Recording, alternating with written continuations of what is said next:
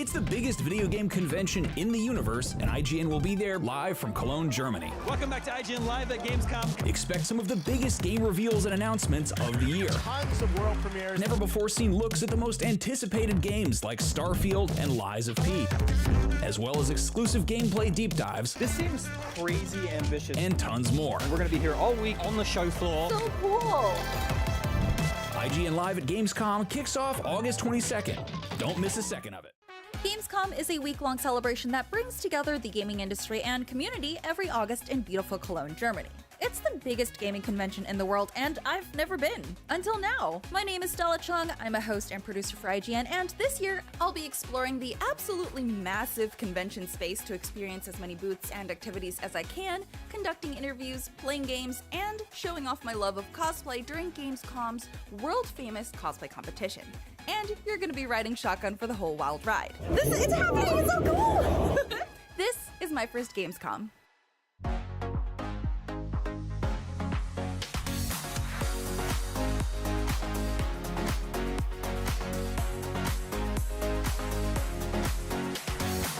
I love it here. I wanna move here already.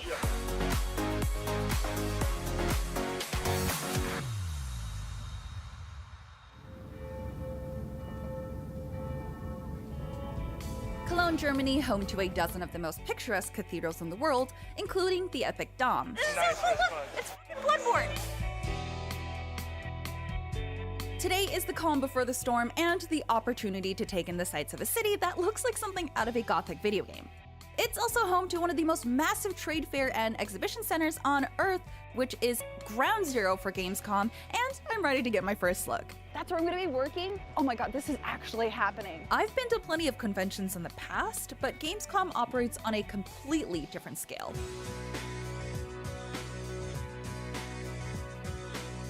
The Cologne Messe Convention Center is 3,060,000 square feet and plays host to over 300,000 people when Gamescom comes to town. It looks really cool. I mean, have you seen this? Like, I'm so excited to see everything in its full glory. Developers ranging from giants like Microsoft to indie upstarts all come together to hype up their upcoming releases, dole out exclusive merch to fans, and provide unique experiences and memories that will last a lifetime. Or at least until next year's Gamescom does it all over again. Now, where the heck is that IGN booth? Seeing the Gamescom IGN studio for the first time made me kind of giddy. I never thought that I was gonna get to this position when I started at IGN, and now I'm at Gamescom and like helping host stuff. So seeing that like box, that iconic setup, I was like, holy shit, this is for real. Like, I'm actually here. I think it just hit me that I'm in Germany. I'm at Gamescom. There it is, it's real.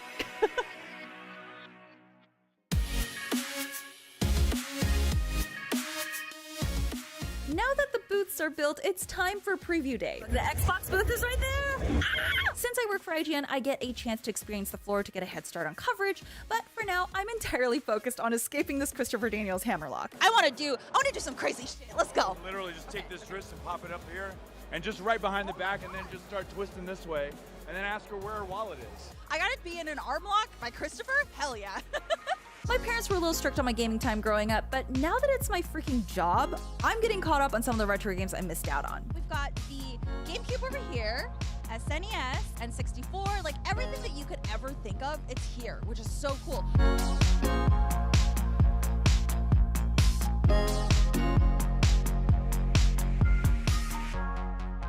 I have never played this before in my life, so I have no idea what to do. I'll be a Donkey Konga pro in no time. I had 53 misses, I don't want to talk about it. My feet are already killing me from all of the walking, so I'm stopping by the Hyenas booth for this gravity-defying photo op. At least, I can imagine I'm off my feet. Oh, that looks so cool! Makes you look like a badass.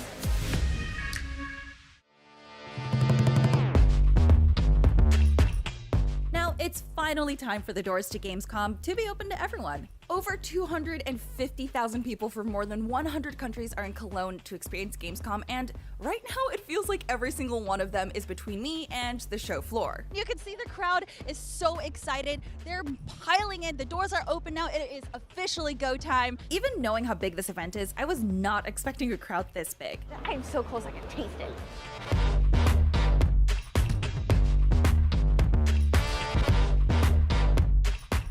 Gamescom truly has everything a gamer could ever ask for. Hungry? There are fry stands galore. You gotta have your fries. Sore from your flight? Go treat yourself to a session in a gaming massage chair. Are you tired of carrying your teammates on your back? Well, now you can get your back massaged as you carry your teammates in any game you play. Got cash to burn? There's more merch that you could ever dream of stuffing into your luggage. I feel like I haven't even fully scratched the surface. What else could Gamescom possibly have to offer? Oh, right, only a full-on metal concert. I've never been to a metal concert, and bonus, I have a VIP pass. It's all in celebration of the upcoming Metal Hellsinger game, which mixes first-person shooting and rhythm mechanics into a diabolical cocktail of musical mayhem.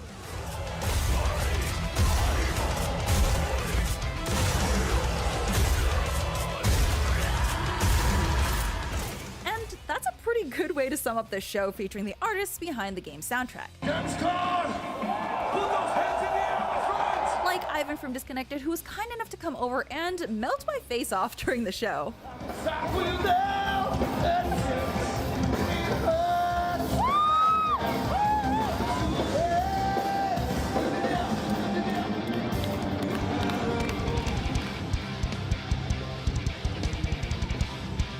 So I was on the official stream, and look at how many people saw it. So many people were like, yeah, of course Stella's having fun.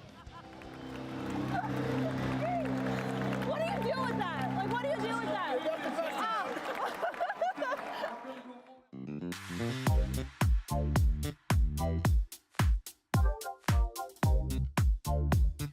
What am I missing here? Oh, of course, games. Games, and more games. I'm taking some time to check out some upcoming indie games on the show floor today, and don't let the shorter lines here fool you. There are some one-of-a-kind gems over here. There's a ball controller? I'm really enjoying Wildwoods, a multiplayer game where you play as cats driving a wagon through the woods and defending it from evil bunnies. And honestly, more games should have cats driving a wagon. I'm just saying, Metal Hellsinger could totally do something with that. Of course, no gaming convention would be complete without cosplay, and Gamescom features world-class artists coming together to show off their work. And being a cosplayer myself, I'm excited to say that Gamescom invited me to walk the stage during their cosplay competition. I'll be going as Hu Tao from Genshin Impact, and I spent a lot of time in the lead up to Gamescom getting my costume just right. I haven't played with clay in so long, dude. And even though my costume made it to Cologne intact, it's reassuring to know that even if something does go wrong, there's an entire section of the cosplay village devoted to repairing minor and major damages to costumes and props. People helping people. You really love to see it. Look at how cute he is! Oh my god!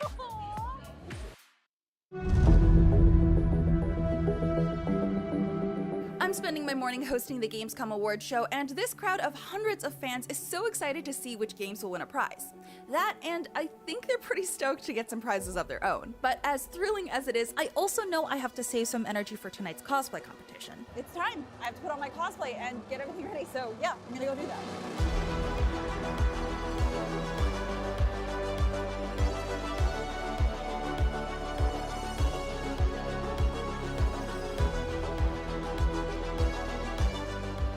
The excitement in the cosplay village is palpable even for those who won't be vying for the top spot in the contest. It's really inspiring to see so many passionate cosplayers back together in person after a few years of remote events. With the competition underway, I have little idea what to expect. Waiting backstage, you don't get to see the other contestants walk. I am very stressed out because, yeah, there's a lot of really good people in it. But there's my music, and that's my cue. Please welcome with the biggest round of applause, Stella Chung as Hu Tao from Genshin Impact.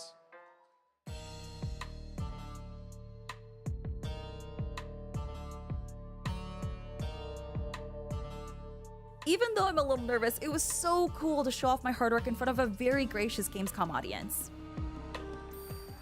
Oh, amazing. Oh man, okay, so that was a pretty exhilarating experience, not gonna lie. So as soon as I got out there, I was blinded by the amount of people that were out there. But overall, it was really cool to do. I was glad to just participate, even if I wasn't getting judged. I'm very happy for the opportunity. I think my heart has finally calmed down now, so that's good.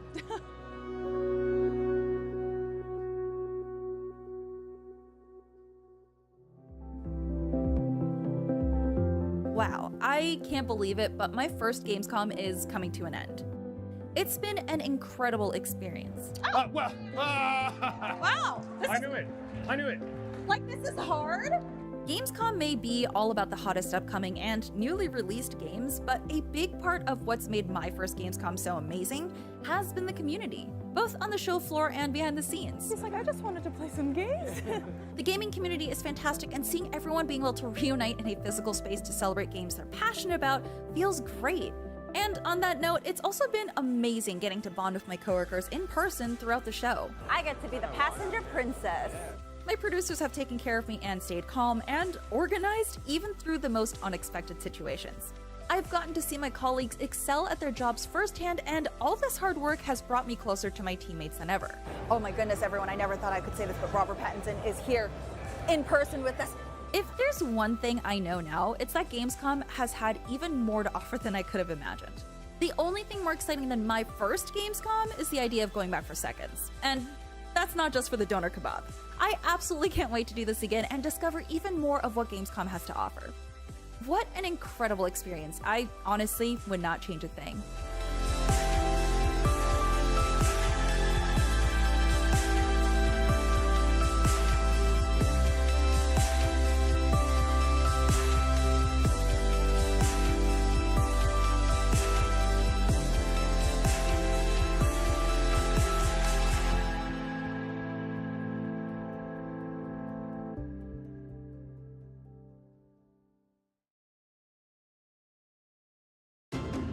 Since Black Myth Wukong released its first trailer 3 years ago, every year on August 20th, the developer Game Science has shown something new about the development progress of the game. However, what's different this year is that we finally got to play it.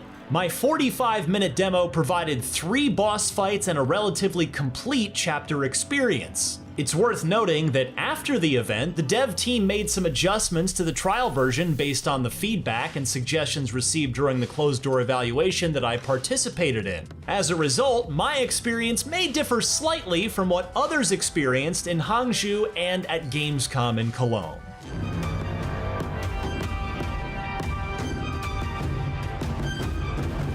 Due to time limitations, this trial version did not include the level up system. However, it provided players with a set of skills and equipment that will be obtained in the mid-game of the final version. In addition to basic light and heavy attacks, the protagonist's attack stances can be switched between 3 different postures, including smash form, pillar form, and thrust form at any time. Furthermore, spells such as Immobilize, Stone Solid, Ring of Fire, and the Pluck of Many are also available for use. There are also 2 transformation abilities. One turns you into the previously seen Fireblade Wolf, and the other results in a creature with poisonous attacks. Additionally, players will find and collect certain potions for in-game use. It's important to note that these configurations may vary slightly depending on the different stages. The first boss is named Centipede Guai, and it appeared in the first 13-minute gameplay trailer released in 2020. This time, it awaits players in a horrible cave. Its attack methods include rolling and heavy punches, as well as the ability to release poisonous gas. This gas inflicts a slow-acting poison effect on the protagonist, causing gradual health loss,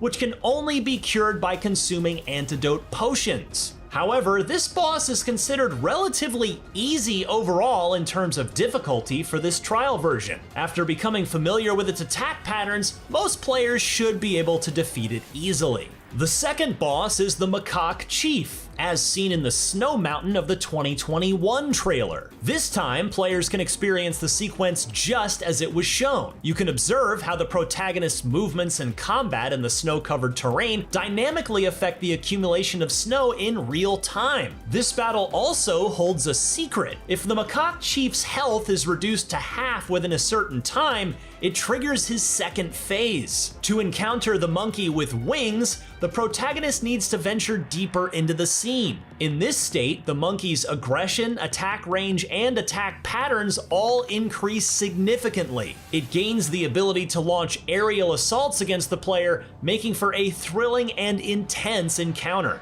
The third boss is the Tiger Vanguard, who appeared in the 2022 trailer. This time, the Tiger Vanguard awaits players as challenges in a blood pool in a temple. According to the developers, this boss will play a role in the storyline as an NPC who imparts the stone solid skill to the protagonist. Therefore, you will witness him using this skill during the battle. One highlight of this scene is how the water reacts and changes dynamically with the actions in combat. The Tiger Vanguard boasts the highest attack speed and aggression among the 3 bosses. Not only does he possess both physical and spell-based attack abilities, but his combo attacks also deal substantial damage, making it easy to fall victim to his assault. The chapter experience provided during the Hangzhou event that I played the game at is called Purple Cloud Mountain. The overall scenery is somewhat reminiscent of the in-game footage shown in the 2022 trailer. This is a relatively complete level experience, featuring various environments such as forests, villages, and temples. There are also as many as 4 or 5 types of enemies waiting for players along the way. Don't underestimate these minions, as they also possess the ability to deliver a fatal blow to the protagonist with a single strike. There's also a detour path in the level that players might not easily find, where they can encounter a hidden boss, the Poisonous King. This creature has the appearance of a scorpion-like monster. After engaging in conversation with it, players need to break the wine barrel beside it to start the battle. This hidden boss presents the highest level of difficulty in this trial version. It possesses extremely fast attacks, deals heavy damage, and boasts skills that inflict poison on the player. It took me nearly an hour of fighting to defeat it, and there were several instances where I succumbed to poison before being able to use the cure potion in time. And while Black Myth shares some similarities in its mechanics with the Dark Souls series, the combat feel here is quite distinct from any other similar games. In my opinion, this distinction arises from the fact that in other Souls-like games, players typically wielded weapons like swords or axes, with the grip at the weapon's end during combat. However, in Black Myth Wukong, the main weapon is a staff, primarily held in the middle. The grip on the staff changes according to different moves, creating a varied rhythm and action, even changing the length of the staff in combat. The impact feedback from the staff striking enemies is quite distinctive as well. Coupled with the support from the spell system during combat, Black Myth Wukong stands apart as an action RPG with a unique feel, differentiating itself from other ARPG and action games that have come before. Ultimately, despite developer Game Science providing a substantial amount of gameplay content in this trial version, there are still numerous questions waiting to be answered. For example, whether the protagonist possesses any other weapons, how the level up system works and what the skill tree looks like, and how many transformations and spells are available. All of these questions can only be answered once the game is finally released. Speaking of which, Black Myth Wukong is currently scheduled for release in the summer of 2024 for both PC and next-generation console platforms. For more on your favorite games, keep it right here on IGN.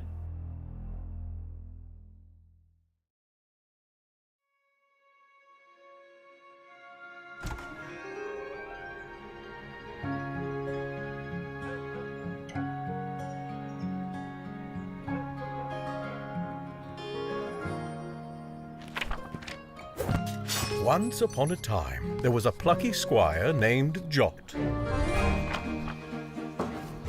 Jot roamed the land in search of adventure, battling beasts, helping the helpless, and generally being very heroic. But then, one day, he discovered something rather curious. A world he never knew existed.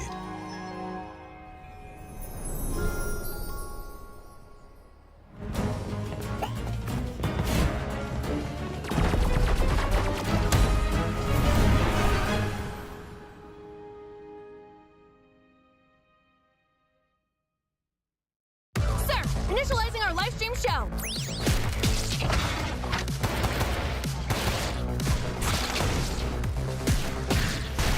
A 1,000 bullets.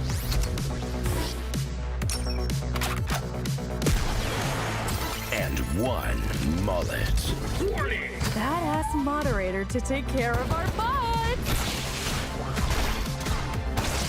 Especially our prices. Destroy these damn robots!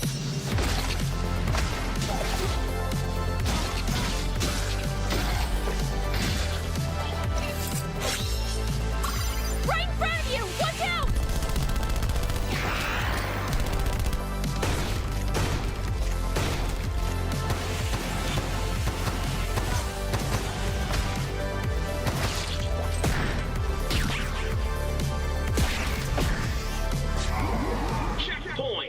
Old school anime action.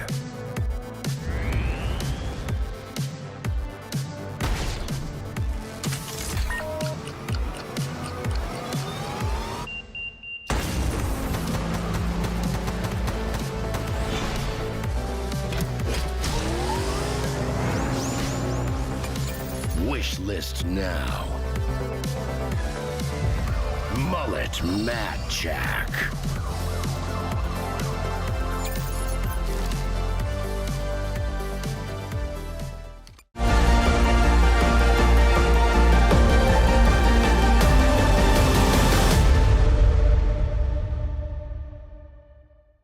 Welcome back to Next Gen Console Watch, our show following everything happening with new gen hardware and their games. I'm Damon Hadfield. I'm joined here in studio by Matt Kim. Welcome to the show. Hello. And we've got Destin Lergary on the line. He from IGN's Xbox podcast Unlocked. Good to see you, Destin. Yep, Ryan has COVID, so you got me. Hi, everybody. Well, spoilers everywhere. And this week we're going to talk about Gamescom. That's coming up in just a couple weeks. It is the largest video game show in the world in terms of attendees. A couple 100,000 people will descend on Cologne, Germany, myself included. I'll be there, and IGN will be doing its usual live show where we'll be giving you live gameplay demos of all the big games of the show. So please be excited for that. 2 weeks out, probably a good time to sort of share our predictions of what we expect to see and play at the show. We actually know a lot that's going to be there. Both Xbox and Nintendo are going to be there at the show with booths. I think it's Xbox's biggest booth ever. And then Nintendo hasn't been at the show since 2019, so kind of a triumphant return for them. We should note that PlayStation is not going to the show this year. They're choosing to skip it for whatever reason, so no Spider-Man 2. But we definitely will see a lot of Xbox and Nintendo games. And one thing that we know is going to be there is Starfield. There's going to be a Starfield presentation, but the game will not be playable. And Destin, some readers took that as a sign that maybe they should be worried that they're not letting people play it when it's going to be out a week after the show. Does that bother you? Well, for Starfield, no, not so much, because I think Starfield's a large game where you would need a fairly long demo section to play and really get a feel for the game and get into all the systems, because they have so many options about what you're able to do in the world of Starfield. You can board other spaceships, you could build a spaceship, you can build an outpost. Like, just building an outpost could be a 30-minute demo, right? So I do think that game is a little bit tricky to demo. So for the presentation, I don't mind it that much. I assume it will be live demoed, or I hope it would be, and that's what we end up seeing. There is another game, though, that is there that I don't understand why there's not a hands-on portion, and that's Turn 10's Forza Motorsport. Forza Motorsport can have the assist set, so you can literally just hold the right trigger and drive through the course, and a race takes, what, 5 minutes? So why are we not getting hands-on time with Forza Motorsport yet? Yeah, that is a good question, because that is also out, that's out in October, I believe. So yeah, just around the corner for that one. Mm-hmm. There will also be a presentation for Aura History Untold. What the heck is that? No idea, but I'm looking forward to seeing it. I'm actually going to be at Gamescom also, so we'll be able to check that one out on the show floor. And Xbox is really hyping this up. It's notable that they are going to have a lot of third-party games there. I find the presentation angle interesting, but I think we're going to know more when we're actually there in Germany, seeing what they're showcasing for ourselves. Some other games are confirmed to be there at the Xbox booth is Towerborn. That's the next game from the Banner Saga developer Stoic. That's actually going to be hands-on. Other playable games are going to be Stalker 2, Payday 3, Don't Nod's recently announced Jusant, Armored Core 6, really big game, and then Recreate Games Party Animals. Oh, I'm sorry, and then also Cyberpunk Phantom Liberty and Persona 5 Tactica. So Dustin, it sounds like they're going to be putting this large booth to good use with all these playable games. Yeah, they kind of became the de facto third-party place to demo things. I'm very excited to get hands-on with Armored Core. Stalker 2, first hands-on. That's really, really exciting. I know a lot of fans on the Xbox side are really excited about Persona. So the fact that that will be at the Xbox booth, along with these other heavy hitters, including like Cyberpunk Phantom Liberty, which is coming out shortly, is really exciting. And sounds like, as I'll be doing a lot of field gameplay capture, I'll be spending a lot of time at the Xbox booth this year. Now, there's no mention for Xbox's lineup. There's no mention of Fable, Avowed, South of Midnight, Clockwork Revolution, or Senua's Saga, Hellblade 2. That one is surprising to me, since that one was announced so long ago. Dustin, these haven't been confirmed to not be there. Any hope in your mind that any of these will make some sort of appearance? I mean, they are doing live stream presentations at Xbox during the duration of Gamescom. They have so many titles that they've already confirmed that are going to be there. I wouldn't be amazed if we saw something like a Hellblade 2 teaser, but also that team seems to be really buckling down right now and letting everybody else have the limelight and just getting out of the way of Starfield. Like, let Starfield have that moment. I don't think we get hands-on time for Hellblade 2 as example anytime soon. Avowed, they've confirmed, is in super early development, so we're not going to see a title like that. Clockwork Revolution, same story. South of Midnight, a lot of those other properties are just too early, with the exception of Hellblade 2, which I'm hoping is a 2024 release. Maybe we learn more during the Xbox presentation, but I wouldn't hold your breath. So, Matt, what are you most looking forward to see from Xbox's lineup? Ooh, I mean, probably Stalker 2. Really? But yeah. I mean, I was really excited for when they announced it, and I know because of the developer's geographical location, they've been having a rough time getting to the finish line. But I actually didn't know it was going to be at Gamescom as a playable demo, but I am excited to see more of that. Yeah, it's a good sign that maybe they're seeing the light at the end of the tunnel development on that game. Destin, any other sort of like predictions or stuff you think are possible to see at the show for Xbox? Well, for Xbox, I imagine there's going to be a few interesting news beats that are buried within their presentation. And then PlayStation, who won't be at Gamescom. Last year, shortly after Gamescom, they did a State of Play. And I have to imagine that's how they're going to handle not being at Gamescom this year, because it's looking like it's a bigger event than I expected, given this press release from Xbox. The fact that Xbox is having their biggest booth ever. That's notable, I think. So what is Nintendo's presence going to look like? What are the third-party presence going to look like? I saw a rumor that the Metro team is going to be potentially presenting a new Metro there, for example, because they're confirmed to be at Gamescom on the official website. So a lot of people are getting excited about that. For Xbox, though, it seems like they've gotten in front of announcing what their lineup's going to be, and we will probably get deeper dives on these titles when they do their presentation, and we get our own hands-on time when we're at Gamescom this year. I'm glad you mentioned Metro. I wanted to bring that up. So 4A Games is the developer of the Metro series. They're confirmed to be exhibiting at the show. They have a booth. Metro Exodus was 2019, several years ago now, and they haven't announced what they're doing yet. So why are they there? I think Opening Night Live, which is the event that kicks off, Jeff Keighley's event, I think Tuesday kicks off the show. I wouldn't be surprised at all if they announce a new Metro game there and then it's, playable, or there's demos behind closed doors or something on the show floor. What do you think? Totally, yeah. I mean, 2019 is not that long ago, but 4 years? 4 years. Metro's a great series, though, and if they're going to announce a new Metro game, I'm not going to be like, hey, announce something else. No complaints. Yeah. You mentioned the Nintendo booth, Destin. Let's talk about that. So we've got a pretty good idea of what the lineup for Nintendo has coming up for the rest of the year. So they have Detective Pikachu and Super Mario Bros. Wonder in October. And then in November, they have a new WarioWare game and Super Mario RPG. You think that's their lineup? That's their Gamescom lineup with kind of focusing on Super Mario Bros. Wonder? Yeah, I think so. I mean, the last time they were at Gamescom was in 2019, and they did a similar thing. They didn't really announce their 2020 slate. They mostly just focused on the fall release schedule for that year. I feel like this is the perfect time to sort of focus again more on Super Mario Bros. Wonder or WarioWare, Mario RPG, as you said. Not sure about Detective Pikachu. We did just see it recently at the Pokemon Livestream. Was it this week? I think it was just yesterday. Yeah, yesterday. So I don't know if we're going to see that title in particular, but there's a new Mario game coming this fall, and Gamescom's a perfect place to get people to get the first hands-on for it, probably. Yeah. Are you excited for Super Mario Brothers Wonder? I am. It looks great. It looks really fun. There's also this Untitled Princess Peach game for next year, and then a remaster, I guess, of Luigi's Mansion Dark Moon. Any chance you think those could make an appearance? At the very least, I hope we get a title for the Untitled Princess Peach game. But yeah, I'm fairly convinced that people who go to Gamescom this year are going to see Nintendo's fall lineup and not much else. And nothing like the new hardware that's rumored to be released in the second half of 2024. I don't know anything. I do not know anything, but I do not think that there's going to be a Switch 2 announcement at Gamescom this year. Just for fun, I'm going to say they reveal the Switch 2 at Gamescom this year during opening night live, and they play Super Mario RPG on it. You heard it here first, ladies and gentlemen. That's Destin's big prediction. Destin, any of these upcoming Nintendo games look appealing to you?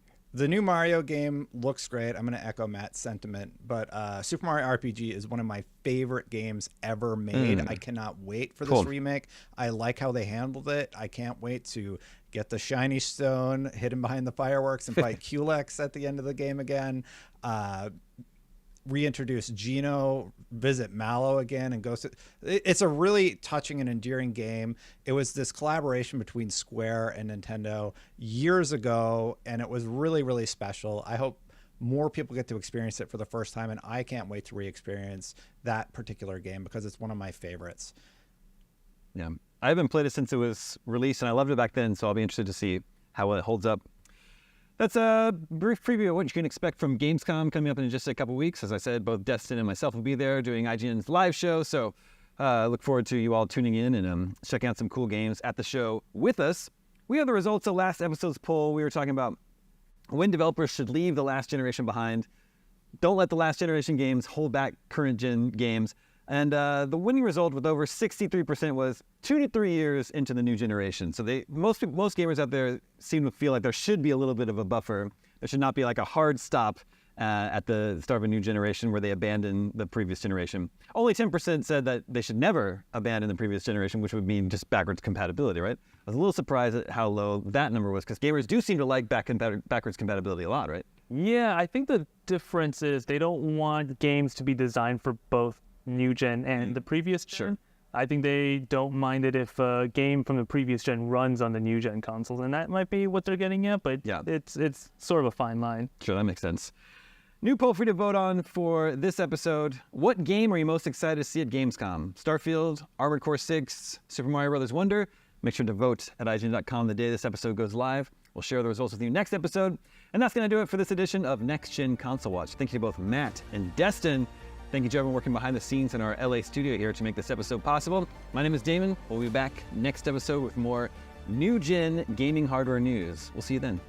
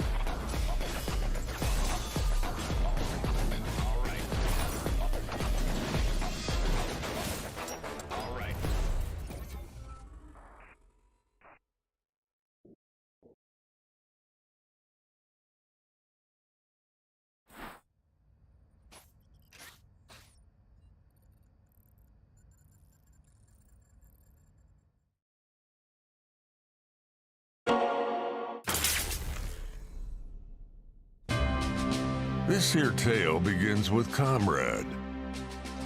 Since they got reactivated, the long nights of work kept them from remembering.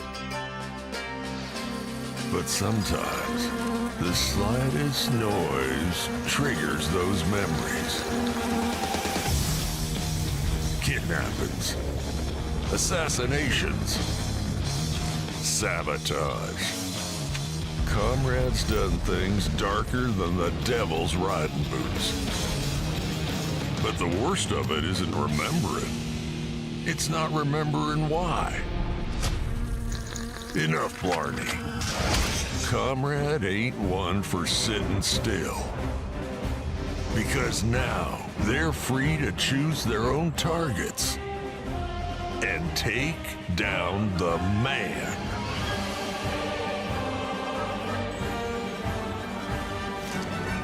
When that turret pops, you know all hell's gonna break loose. Isn't it nice to see someone get such pleasure out of their job?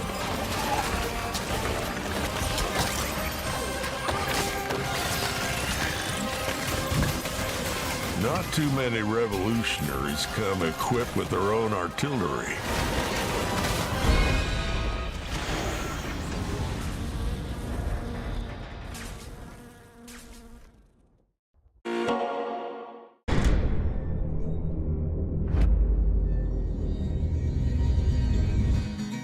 Как спали.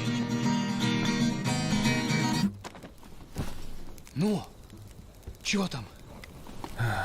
Готово. Ну и пошли они нахрен.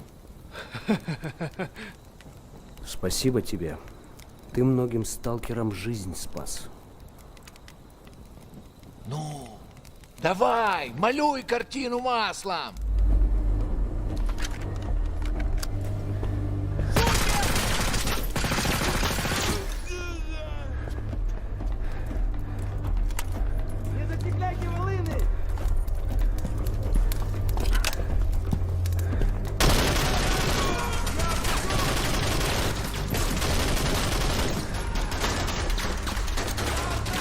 Вот поэтому я ни в какие разборки и не лезу. Не хочу пулю поймать. Ну, не знаю. Между аномалией и маслиной я уже лучше пулю выберу.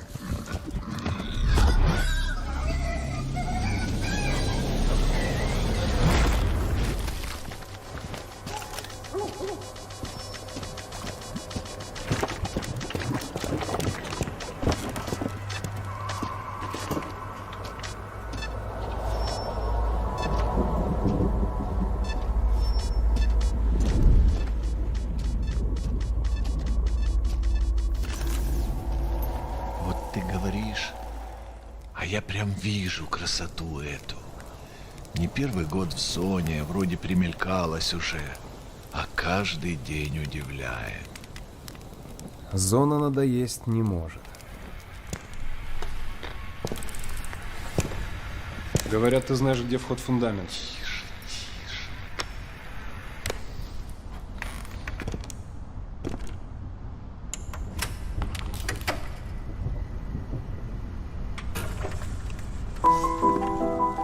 Узнаешь мотив?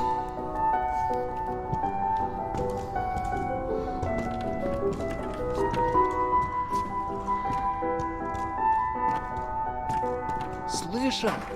Вот это культура! А ты одно и то же по кругу лобаешь. Сам же просишь. У меня музучилище, если что. О, месье, прошу прощения. Может, вам к ученым? Профессура. Они вам лабораторию найдут.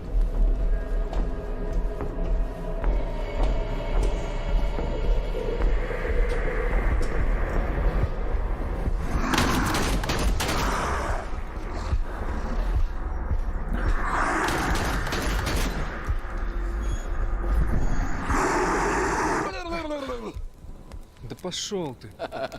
Зря ты так с друзьями. Ты же его на вылазки таскаешь. Чего-чего, а дружбы в зоне я точно не встречал.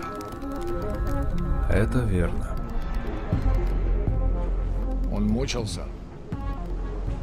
Нет. Это хорошо. Он этого не заслужил. А пулю заслужил. Жаль, что ты так с ним поступил. Мне тоже. Считаешь, я не думал, как обойтись без его смерти? Она не могла быть свободна, пока он жил. Зато теперь посмотри на нее. Нет, Скиф, я не отдам ее никому. Зона дала мне жизнь, новую жизнь. Жизнь, которую я готов вернуть, если потребуется. Я буду защищать ее. Всегда.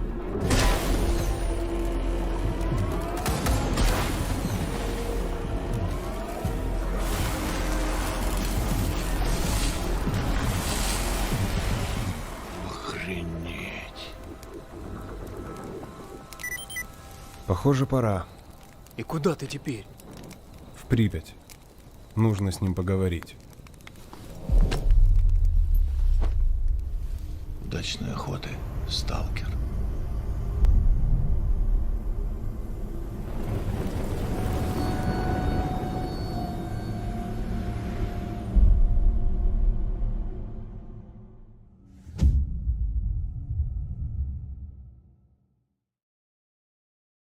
Peggy 18.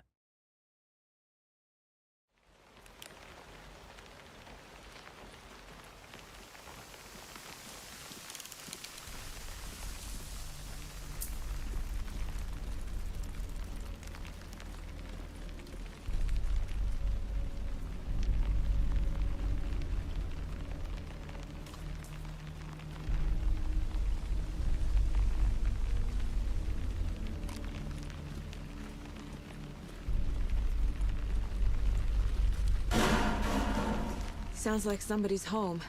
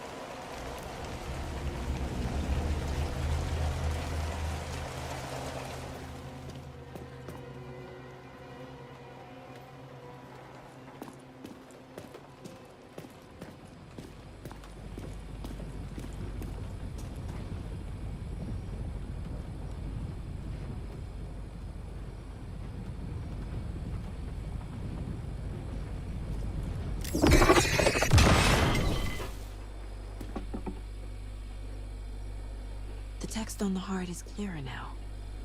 Legible. I knew it would be here, like I saw it in a dream.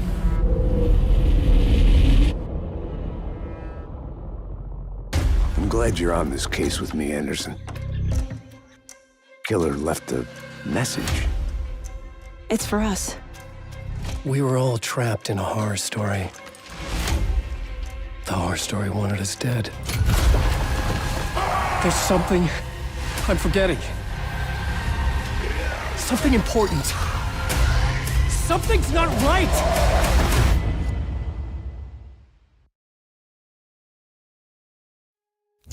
Major Sarkana, what's your status?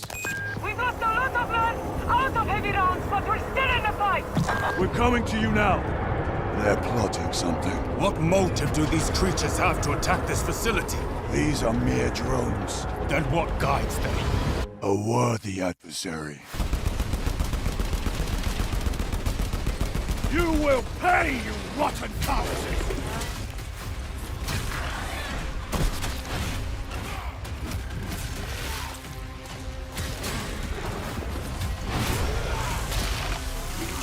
Eviscerate this abomination!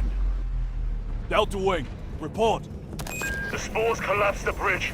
There's no way through. Get into assault position by the bridge. Let us show them some of Ultima's hospitality!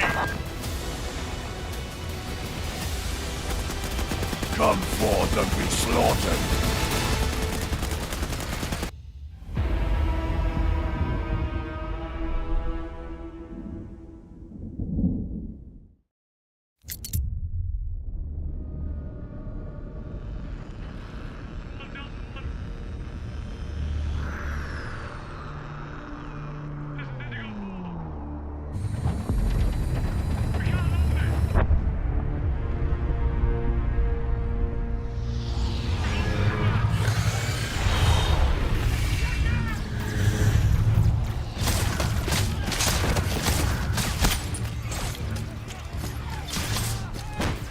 Company command! This is first platoon! We've lost the square! We can't hold it!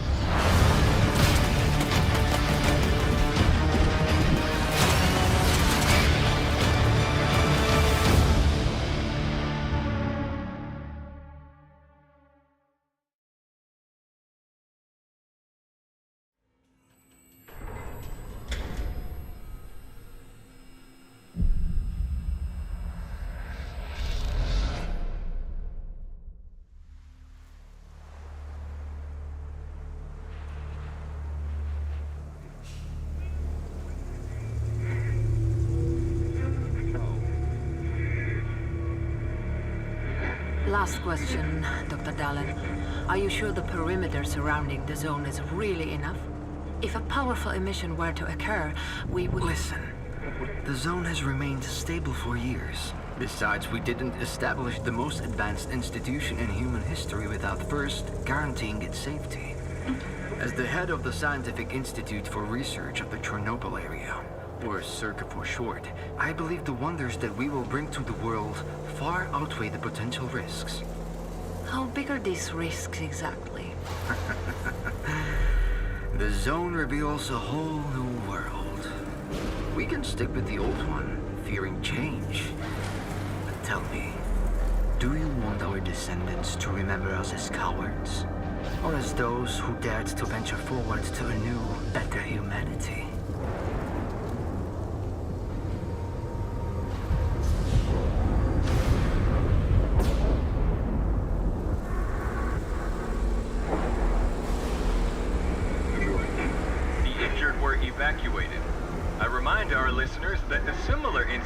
happened in our region quite recently, ruining homes and livelihoods.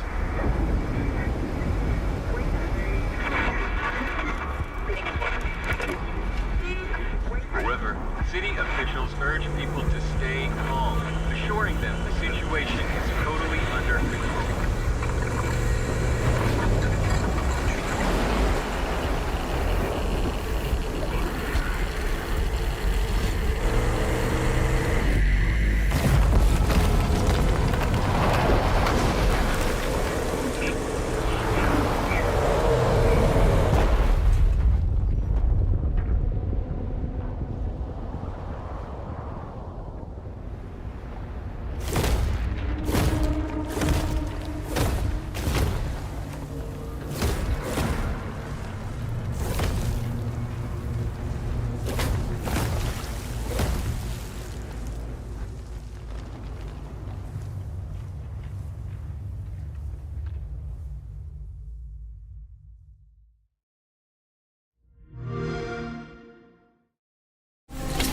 Heads up, kids. Party time. It's been almost a full year since I first played Endless Dungeon, successor to 2014's roguelike tower defense game, Dungeon of the Endless. And it's come quite a long way in that time. Whether it's a drastically expanded roster of characters, some much-needed meta progression to make each run feel like a tiny step forward, or a combat and an upgrade system that feels much more tightly tuned. So much of this exceedingly difficult defense game feels far more fleshed out. And while I only had a few hours to test my mettle against it, so far it seems like Endless Dungeon will be the roguelite evolution that fans have been waiting for.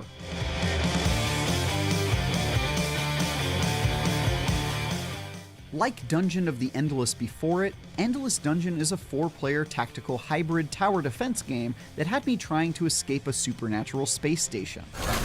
While last year I only had 2 options to pick from, this time I was immediately surprised to see that the roster has grown to 8, including some of my new favorites, Fassy, a fashionable alien bartender who relies on his mixology skills whilst dungeon delving, Let's go! and Comrade, a revolution-loving robot who uses his personal turrets to fight the power. Together with a squad of friends, I dove back into Endless Dungeon's unforgiving hallways filled with extremely rude machines and ferocious monsters. The biggest change since I played Endless Dungeon last year is in the existence of a meta progression system. Previously, no progression existed, and what was planned was largely horizontal progression, where new characters and items unlocked, but I couldn't actually become more powerful except through honing my skill. But the people at Amplitude seem to have shifted that philosophy a bit. Now there were also chips, essentially modifiers, which gradually built up my characters so they could do things like passively increase their defenses, give buffs to the crystal bot I was charged with protecting, or reduce the cooldown of my character's ultimate skill. Repeated failure is a hallmark of any good roguelike or roguelite, but knowing each defeat got me a little closer to giving my characters a boost here and there certainly made those losses less humbling. None of these buffs were so powerful that I could brute force my way through a level, and as roguelikes go, my ability to grind my way to victory was substantially lower. But I'd be lying if I said the extra help wasn't welcome. That's because Endless Dungeon remains a brutally difficult gauntlet that proved incredibly challenging even with several of Amplitude's own developers as my crewmates. Enemies were relentless and came at me from every angle, and very careful planning, resource management, and communication was required to keep the enemy at bay. This wasn't my first time in these cutthroat hallways, so I fared much better than a year ago, but clearly, merciless difficulty remains a central focus, and as someone who enjoys a good challenge, that was nice to see. Luckily, Endless Dungeon gave me more upgrades and ways to beef up my character mid-run than was possible in the last preview build, as a whole slew of interesting weapons were now common loot drops to give me an edge in character mid-run than was possible in the last preview build. As a whole slew of interesting weapons were now common loot drops to give me an edge in battle. In one run, I found a flamethrower capable of making quick work of giant fire reverse bugs, while in another, I found a laser cannon capable of ripping through robotic foes. on-the-spot upgrades to my character's stats, like one perk that gave my turret-loving comrade an extra toy to leave behind on the battlefield, were especially useful. Where Endless Dungeon originally had my interest, the version I played more recently has my attention. Here's hoping I can overcome its formidable corridors when it's released later this year. For more, check out our previews of Crash Team Rumble or Lord of the Rings Gollum. And for everything else, keep deploying your defenses with IGN. Oh yeah, rock and roll! We're facing a Tyranid splinter fleet. They engaged us on 2 planets, Avarax and Kadaku. I'll be straight with you, Titus. I have my reservations about your reinstatement. There could be questions. Will that be a problem? No, Captain.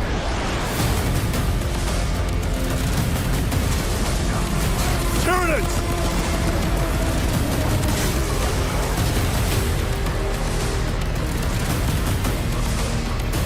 My pledge is eternal service.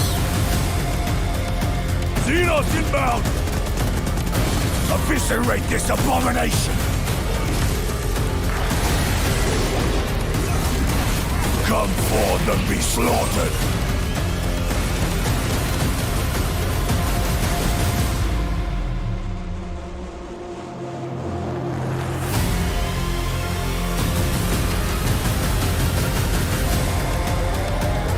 Open the gates.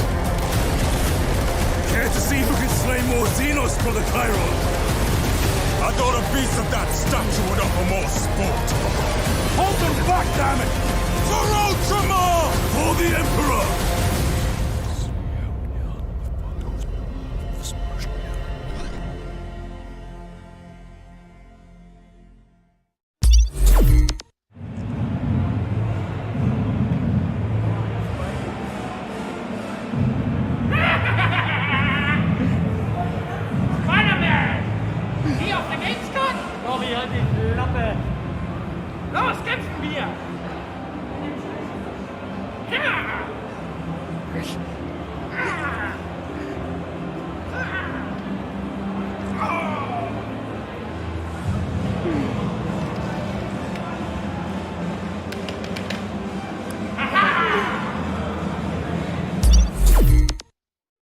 It's the biggest video game convention in the universe, and IGN will be there live from Cologne, Germany. Welcome back to IGN Live at Gamescom. Expect some of the biggest game reveals and announcements of the year. Tons of world premieres. Never before seen looks at the most anticipated games like Starfield and Lies of P, as well as exclusive gameplay deep dives. This seems crazy ambitious. And tons more. We're going to be here all week on the show floor. So cool. IGN Live at Gamescom kicks off August 22nd. Don't miss a second of it.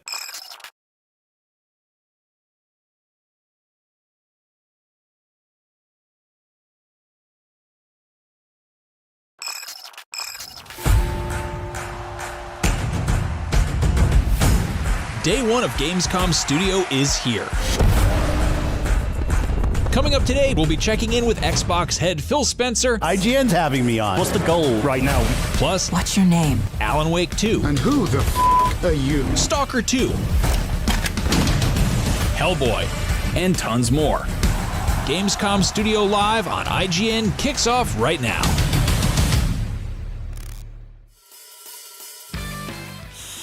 All right, hello and welcome to Gamescom Studio 2023, powered by IGN. I'm Brian Altano. I am now joined by my good pals, Stella Chung, Max Scoville, Damon Hatfield. Happy Gamescom, everybody. We did it! Gamescom. That's right. Last night, Gamescom Studio kicked off with Opening Night Live, and today is jam-packed with tons more great gaming coverage.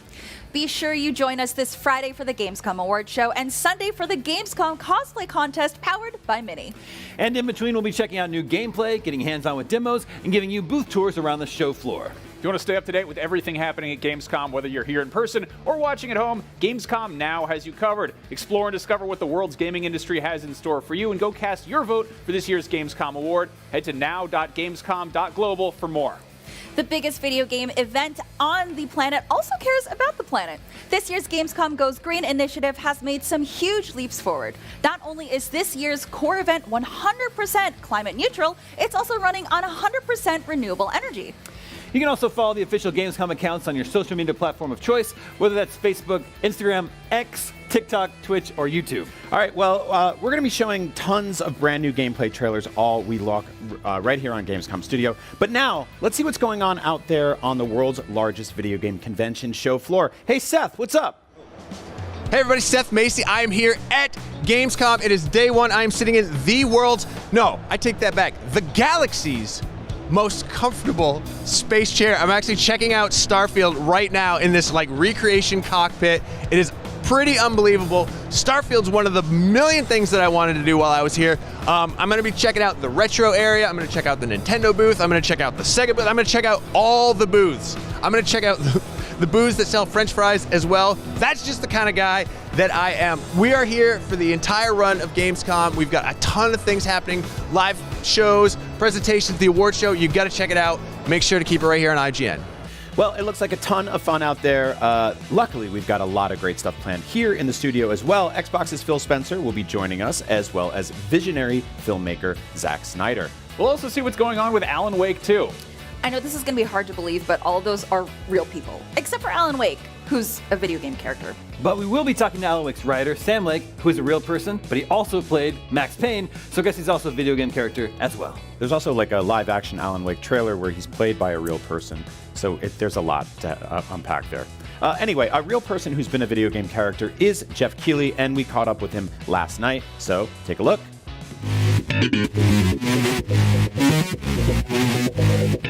We had a lot of great reveals in Opening Night Live, a lot of great games. Some of my favorites, Alan Wake 2. I'm really excited what Remedy is doing with that game. We revealed that at the Game Awards back in 2021 with Sam Lake. Story will eat you alive. And then he came back at Summer Game Fest this year and showcased Saga Anderson and her side of the story, which is kind of a surprise. There's another playable character. Sounds like somebody's home. Out of that came out and wondered, well, what's Alan Wake's story? Where is he? And he's obviously in a dark place. And it was kind of hinted at in the trailer that they put out back in May. Well, it was great at Gamescom to finally get to see the Alan Wake gameplay and the mix of live action elements and what his gameplay is going to be like. So it was a really amazing piece that Sam and the Remedy team put together on Alan Wake 2. So that was one of my favorite reveals in the show, because that whole game now, when you get both pieces of the puzzle and how those stories are going to intersect, I cannot wait to see how it all fits together, especially the live action footage. So that was a fun and surprising trailer.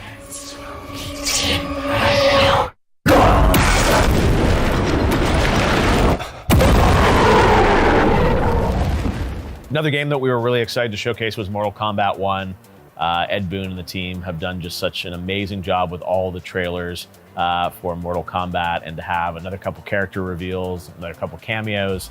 I love fighting games as a producer of these shows, because every character reveal ends up being kind of a piece of news and something exciting for the fan base. And we only have to wait a month for MK, but every time Ed shows a trailer, I just feel like they're so well edited, and they're just so fun, and the dialogue and the characters come to life in such an amazing way. So I cannot wait to see how Mortal Kombat what actually ships in a month. But it was awesome to have Ed on stage as well, which I thought was really great.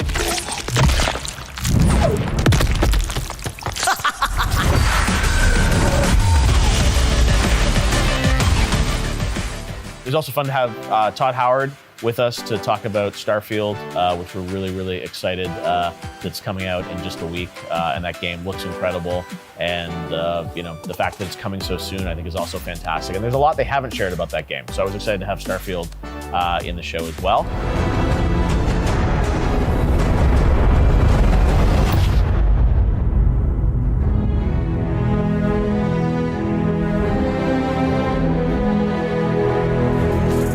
Another game we're excited to have in O&L was Call of Duty Modern Warfare 3. That will be coming out on November 10th from the team at Sledgehammer, and that was a really great to see 10 minutes of gameplay. Charlie, good to go. Roger. What I liked about that was that we just got to see the raw game, and I always remember the old E3s, those Call of Duty demos were just fun to just see raw gameplay. It wasn't just a trailer, and to have a 10-minute sequence of a game, I think is really great, because it gives people at home a sense of what's really going to be in the game and how it's going to play and how it's going to feel. So I thought that was great.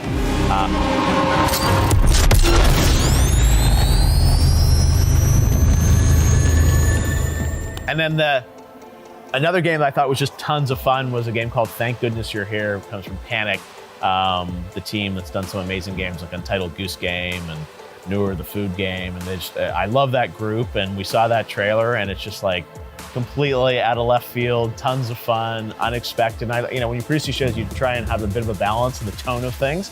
So that was a really sort of fun and different reveal that we had in the show, which I was really super happy to have be a part of it.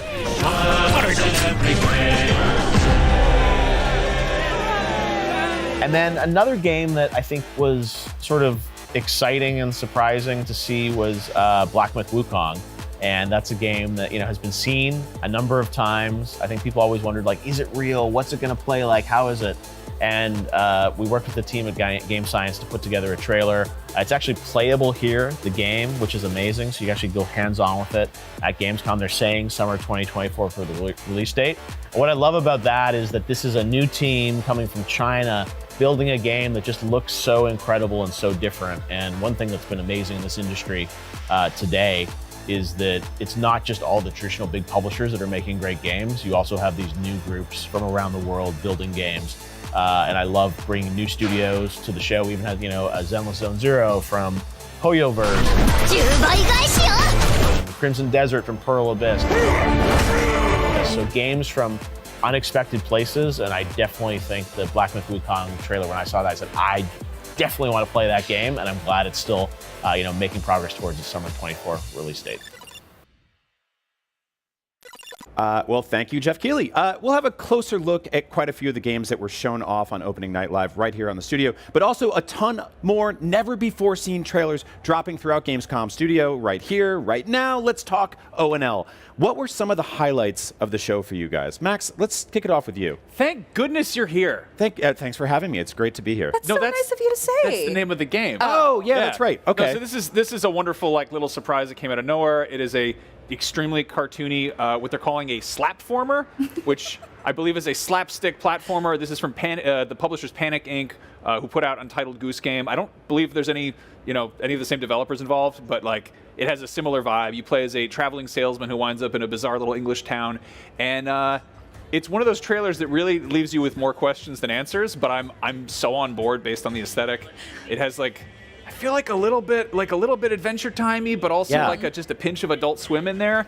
But somebody described it over breakfast before I'd seen it as having some Legend of Zelda Minish Cap vibe to it, which upon seeing the trailer, I don't see it all, but that does make me curious. I'm trying to figure out how this functions as an actual platformer. I don't think it's a platformer. Yeah, It's a slapformer, guys. Come on. Yeah. Yes, there's some jumping and stuff like that, but there's also a lot of perspective switching. So I'm a little confused how it's all going to come together. But it's really fun to look at. Yeah, I think you're supposed to do a bunch of odd jobs. Oddly enough, the Steam page says that it's got mature content, which isn't really prevalent in the trailer, but I'm intrigued, curious to see what they're doing there. I bet they have some hidden gems here and there, as you're slapforming your way around. Some baughty naughtiness, just some real... Probably, honestly. The manic chaos of it all, it gave me a little bit of a WarioWare vibe. There's some of the hand-drawn stuff in that game that looked really cool. I really can't wait for this one. Yeah. It's such a delight to have games like that and games that look completely different than that, such as Armored Core 6. Yeah,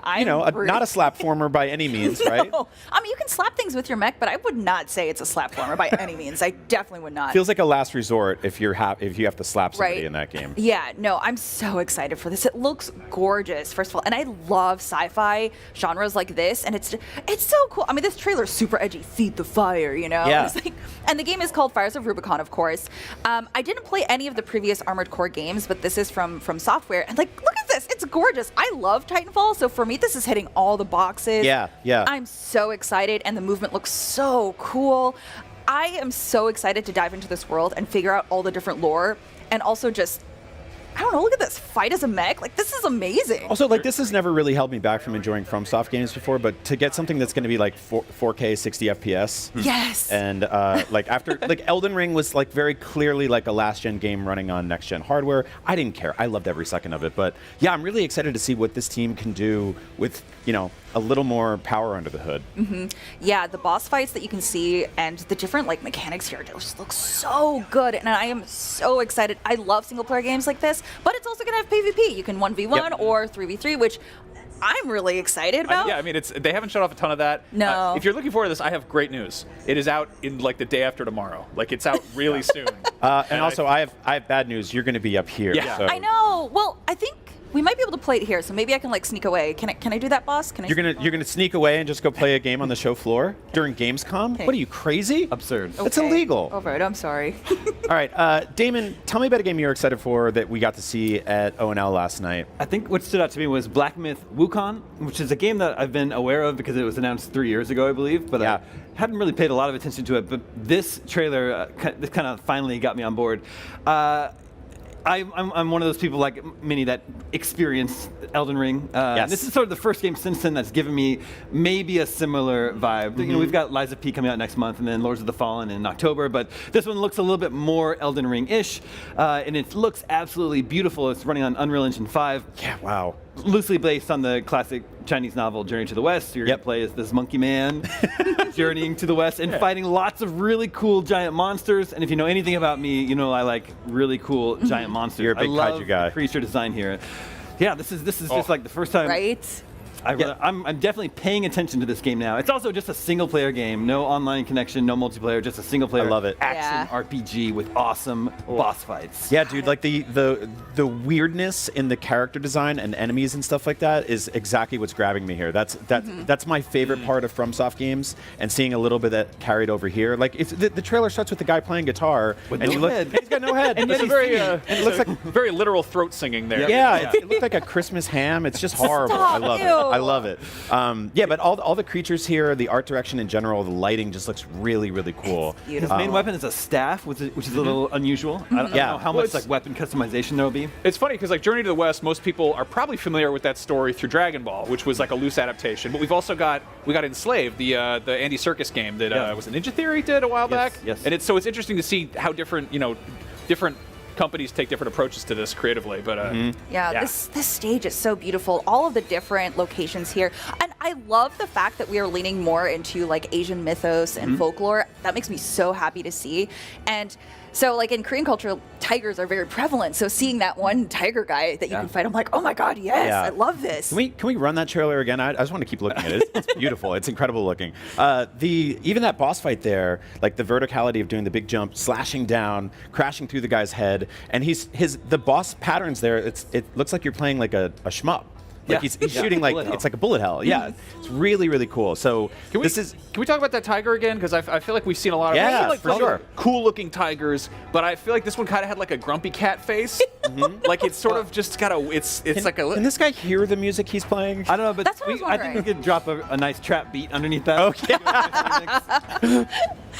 Yeah, I mean the way this game looks is this feels like we're finally at that part where next gen games look like next gen games. Yeah. We are maybe leaving some of the old platforms behind that were launched in 2013 or whatever. There he is. Look at him. Those eyes, just like bug. Oh, that boar. Yeah. No, Snake Man. Another game that they showed off was Crimson Desert, which is the single player component to Black Desert Online, which also looks stunning. Yeah. More of that. I mean, it's good to know that there are more massive games on the way. Because, Speaking of which, another one that's coming pretty soon, although a little bit later now, it just got bumped by 1 week to give everybody a little more time to play stuff like Mario Wonder, Spider-Man, Starfield. I could keep going. Is Alan Wake 2. Yeah. I'm really excited for this game. We got a live action trailer last night, or at least one that mixed a lot of gameplay with live action elements. There was a scene where he's basically on a talk show. This did a really good job of like tricking me between what was live action and what was in game, and that's a really cool problem to have, to not know exactly where things are. Obviously, wearing a ton of its David Lynch, inspirations on its sleeve here. The game itself, everything I've seen so far, has like really upped the survival horror elements more than the first one did. Yes. Lots of Resident Evil 2, 3, and 4 kind of inspirations here. The gun combat we saw so far feels extremely RE4. The inventory feels extremely RE4. They're not hiding that at all. And I think it's just really awesome. This launches like 4 days before Halloween now. We get like a proper spooky game. I'm a big fan of horror stuff, and like I feel like a bunch of horror movies came out in the middle of summer and didn't get anywhere near the Halloween time. So yeah, I'm excited to have just like a large bowl of Count Chocula and play this game. Well, you were wondering what to do for Halloween. You can dress as Alan Wake. That's pretty easy. I just need a beard and hair and a 90% there, really. I'm much more excited seeing the New York stuff in here. Yeah, because that's I feel awesome. like the stuff we'd seen earlier has a very like Silent Hill, Twin Peaks kind of vibe to it, like small town, forest, and all that. Like a lot like the first Alan Wake. But yeah, this is kind of got some like Taxi Driver bits to it. Like it's definitely a little Scorsese. The talk show stuff is kind of king of comedy. Yeah, I don't know. I'm just it also I feel like it's gonna have some weird tenuous connections to Max Payne. Yes, because Sam Lake is showing up as a policeman. Looks like Max Payne, but he's not. Someone else, but Max Payne's voice. Yeah, exactly.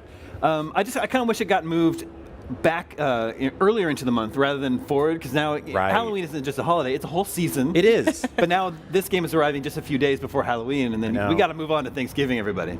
We do. Oh. Yeah. We do. We have to take those pumpkins off the front steps because they're full of rats and roaches and such. What's awesome about this game to me personally is the 2 character switching thing. Yeah. And one of them is basically like this very grounded police officer, and you're going through the woods and you're fighting monsters and stuff like that. You've got gun upgrades. You've got mission solving and stuff like that. You're basically putting together clues and puzzles. And the other is just full-on insane psychological horror. This person that's been living in his own mind for like 13 years or something. I don't know how he was like eating or drinking or anything there.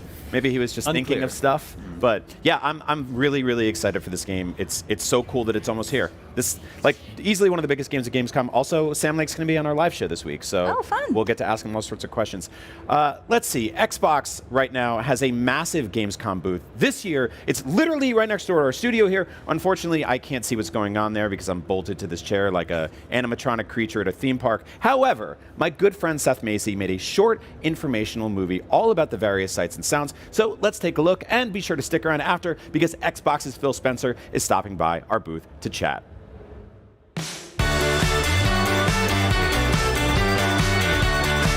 Was ist los, Gamescom? Ich heiße Seth Macy, and I am here at the Xbox booth here at Gamescom. It is loud, it is crazy, and there are a million things to do here. I think I'm going to start with Starfield because that is the game I'm most looking forward to, but also there's a Porsche over there, and I'm going to go check that out. Nice. They got the Starfield suit over there. Let's go.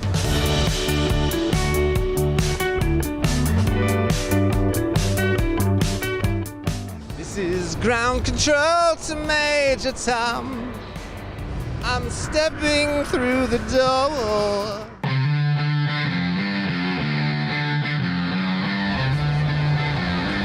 Hell yeah. We're going motorcycle.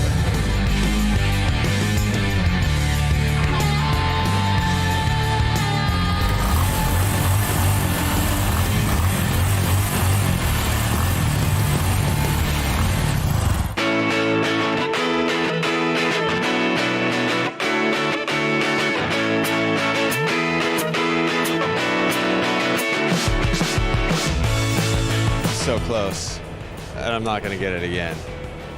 I'm gonna try one more. Here we go. Come on, come on, come on, come on, come on.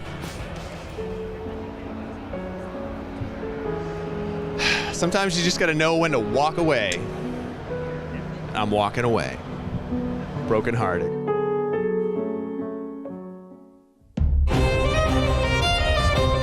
God! He was right there the whole time. He didn't say anything.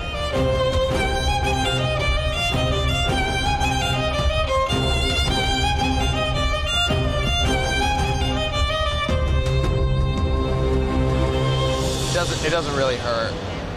I'm just hamming it up for the camera.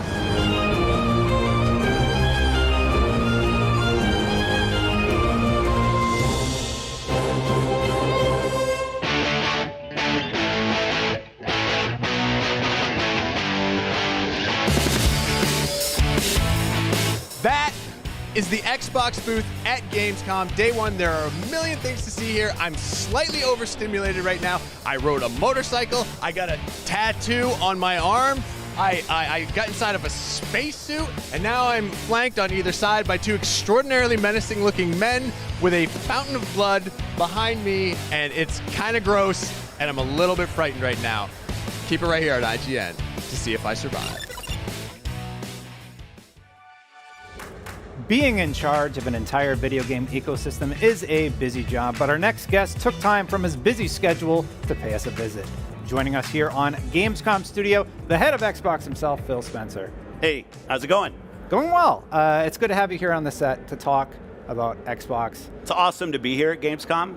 I haven't been since 2017. Really? So yeah, were you here last year? Nope, I skipped last year. I am like just jazzed. It's so cool to see everybody, and it's fantastic to be at Gamescom. I guess the biggest consumer game show on the planet. It's huge, yeah. You know what else was cool to see? That What? Starfield presentation that you and Todd introed a little bit ago. It's all Todd. Yeah. I was there to intro Todd. Yeah. That's my job. You were the setup guy. I carry his bag and I intro him. Starfield's a huge moment for Xbox, obviously. When is the last time Xbox has had a moment this big? I think everything, every month, every time we're doing something that changes, hopefully enhances a customer's experience on Xbox is important. You think about big new IP that has launched on the platform. I might go back to I had Gears 1. I don't know, like a game that is brand new IP. It's Todd's first game in the BGS team as part of Xbox, launching on the platform. It's a big moment, and I'm proud that we were able to give them time, and really, really happy with the results. You have a build, yeah, but you're not playing because you're working. I don't know what I'm allowed to say about it, so I don't want to break embargo. Have you booted it? I have turned it on. That's an embargo break. Oh no! Well, I'm blacklisted now. Oh well, sorry, Todd. Baldur's Gate 3 is the talk of the town right now. Great game. You know, this RPG comes along, kind of takes the internet by storm. Do you think it's set expectations for Starfield, or did it steal a little bit of the thunder? I don't think it has anything to do with Starfield. I mean, great games coming out, it's a good thing for the industry. First, congrats to Larian and the team. I think it's a 97 rated game or something. As somebody who finished the original Baldur's Gate and Baldur's Gate 2, and what was the expansion for Baldur's Gate 1, Forgotten Shores or something? I'm a huge Baldur's Gate fan, and to see a team spend the time to make, I think, a true next iteration of a classic gaming franchise is always just great for the industry. Speaking of next iterations, Skyrim came out, 12 years ago, just did the anniversary edition, and it's been supported by an amazing modding community. Yeah. Has the same thought been put towards Starfield and supporting it into the future? Absolutely, and I don't want to disclose what the team has been thinking about, but obviously when you're BGS and you've seen the legs and the support that Skyrim gets even today, right? When you look at what the modders have done, it went into the thinking about what Starfield should be, and proof will be out in terms of how people receive the game. But our hope is that it is another game that's around a decade plus longer, later after it launches, and people are still enjoying it. I think the last time you were in the hot seat was over. Is this the hot seat right now? Yeah, the hot seat. Okay. Over here on IGN. But you were at our friends Kind of Funny and doing the XCast around the launch of Redfall. Yeah. Which was obviously problematic at launch. Have any internal processes or procedures been changed to make sure that sort of reaction or issue doesn't arise again? Well, we're always learning in everything we do, no doubt about that. I would say that, and I've shared some of this, but with Redfall, it was more of us not using our internal processes that were in place already, just because of when integration happened. I'm not using COVID as an excuse, but we did close the ZeniMax acquisition, and then everybody got sent home, and it was just not as easy as maybe some of the earlier companies, studios that we'd acquired in terms of integrating in our process. But that's all on us, so I'm not trying to deflect any of the criticism. But absolutely, anytime we launch anything, and we're going to learn from the launch of Starfield, we're going to learn from the launch of Forza, and we reevaluate our process, because we want to make sure we're exceeding customers' expectations with everything we do. Yeah, I'm always sort of curious about that. What causes that result? Is it the cert process? Is it what wall is hit where that sort of stuff is missed? So I appreciate you being candid about it. Yeah, and I'd say one of the things that was helpful for us with Starfield was our long working relationship with BGS, which you know well. If you go back to original Xbox, in what we've done with those teams. So the relationship between Todd, BGS, and our platform team was just stronger than it was with Harvey, not because of, and the team at Arcane, not because of anything other than just relationships. Like, we've just known them longer. So Todd brought in the team brought in the ATG group early to start working on Starfield, and that's on us. Like, we should have done that with Arcane. We should have helped them more in the development process, and also just made it clear that shipping a first-party game has a different level of expectation. That it's not always true that every team that comes into being part of a first party is aware of when it launches. Feel great about where we are with Starfield. You know, we put out the review codes last week, so we're giving reviewers plenty of time to spend time with the game, and I think all of that's just a sign of the confidence that we have. You tricked me into breaking embargo. Thanks. That's a lot. right. That's right. You're done. No, we do really appreciate people playing and giving us feedback. Like the build that you have, you know, it's not actually the final build. So we're always taking feedback and refining back in, and this is an important part of the process. So thank you for at least loading the game. Oh, I played like an hour, but you know, I got I got an interview with Phil Spencer to plan for. Another game here, though, that we got to see BCD was Forza Motorsport. Yes. You're showing off the Italian track. Yeah. I can't remember the name off the top of my head. But big improvement graphically from what we saw at Summer of Gaming. I am curious, though, what are your thoughts on how Forza Motorsport sets itself apart?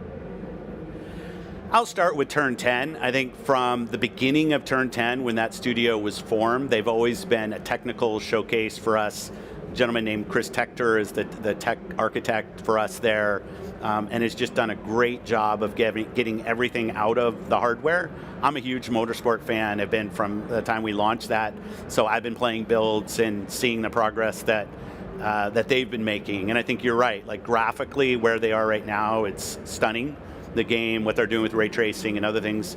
But I always love that they've Turn 10 is be able to start with motorsport, expand to Horizon, which Forza Horizon's now kind of a top tier Xbox franchise. I think you can't argue about that. It's just like the number of players that game builds, and their relationship with Playground and what they're doing with Fable. I mean, it's just been awesome to see how Turn 10, a studio that was literally just kind of homegrown within Xbox, has turned into such a force for us.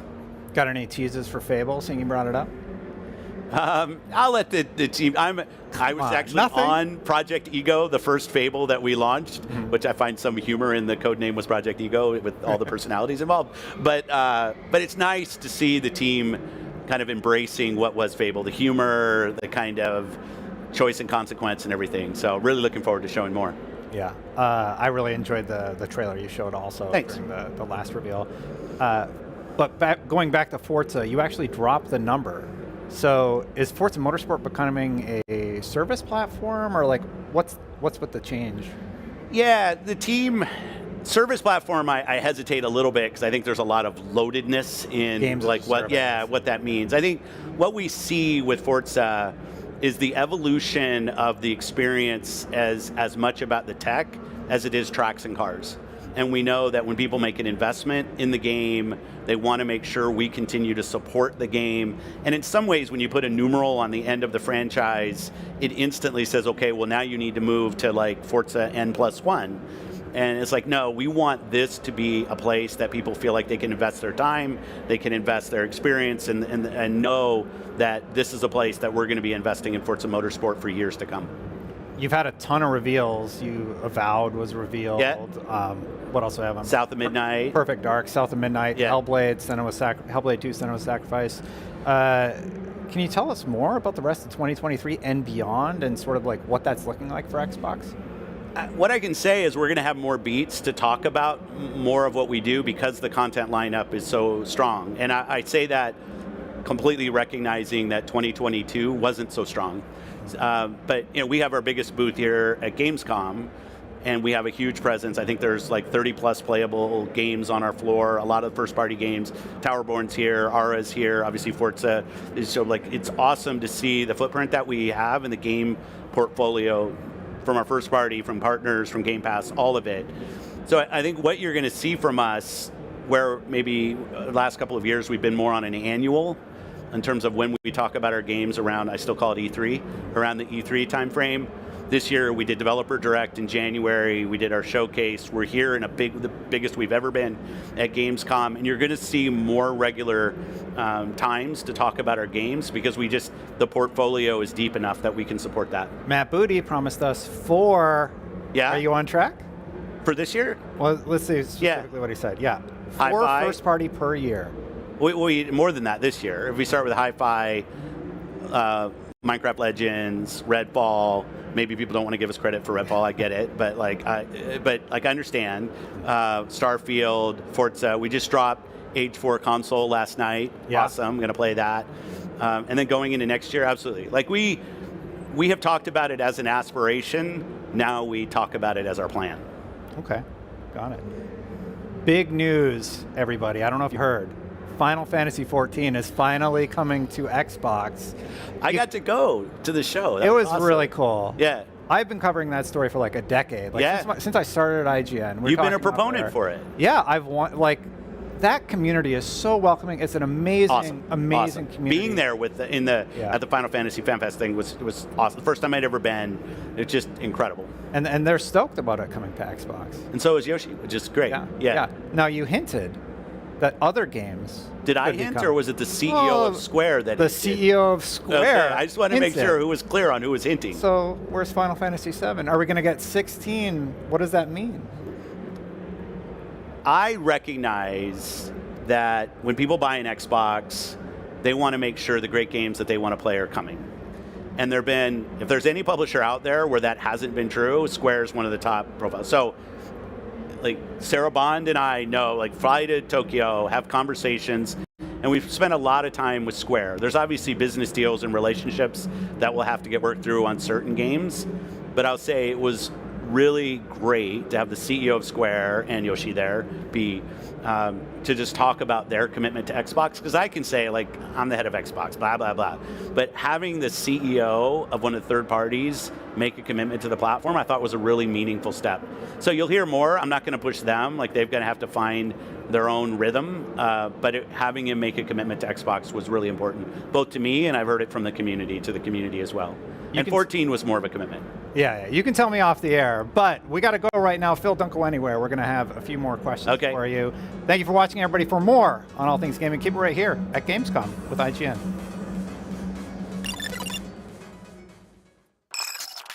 The Cinefix Top 100. A list so secretive even we don't know what movies are on it or where they rank. What do you mean you don't know? Each episode will reveal one of the movies. Did I rush it? Felt like I rushed it. That was good. I liked it. Talk about why it belongs and finally find out where it ranks. Are you not entertained? Are any of the movies we've shown here even on the list? I have no idea, and it drives me crazy. Join us as we find out on the Cinefix Top 100, Mondays starting July 3rd. Why so serious? Hey, you! Yes, you! Do you have FOMC? Fear of missing Gamescom? Relax. Gamescom is everywhere you want.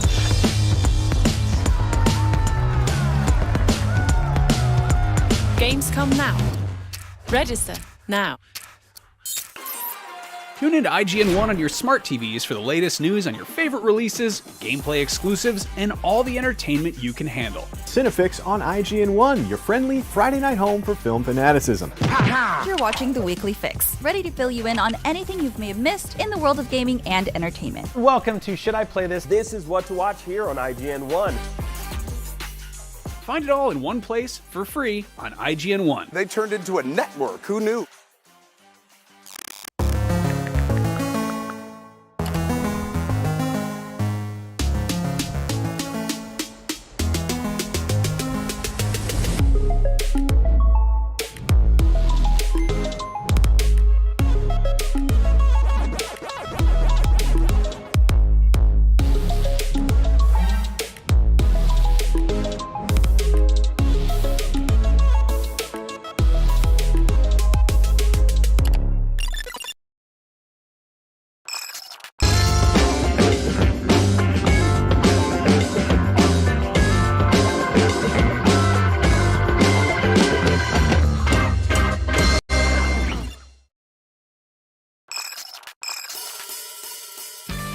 responsible for some of the most iconic superhero movies of the 21st century, and their next project, Rebel Moon, is a space opera that takes us to a whole new galaxy. Please welcome director Zack Snyder and producer Deborah Snyder. Welcome to the IGN studio. Awesome. So cool to have you here. So last night, opening night live at Gamescom, you showed the trailer. I was fortunate enough to be there, so I got to look at it. Looked very cool. I think we'll be bringing that up in just a moment. But let's begin at the beginning. Rebel Moon was famously an idea for Star Wars. What changes have you been able to make now that it's no longer tied to an existing universe? Well, it was an evolution anyway. You know, like when we started working on the idea, before even it was a Star Wars movie in my mind, it was, you know, a put a team together movie. It was. I'm a huge fan of. There's an adult illustrated fantasy magazine called Heavy Metal that I always was in love with. Just the tone of that really was inspirational to me. Even when I was in the early talks with Kathleen Kennedy about maybe making a Star Wars movie, I would say things like, maybe it could be rated R, you know, and and they would say, yeah, no, that's crazy.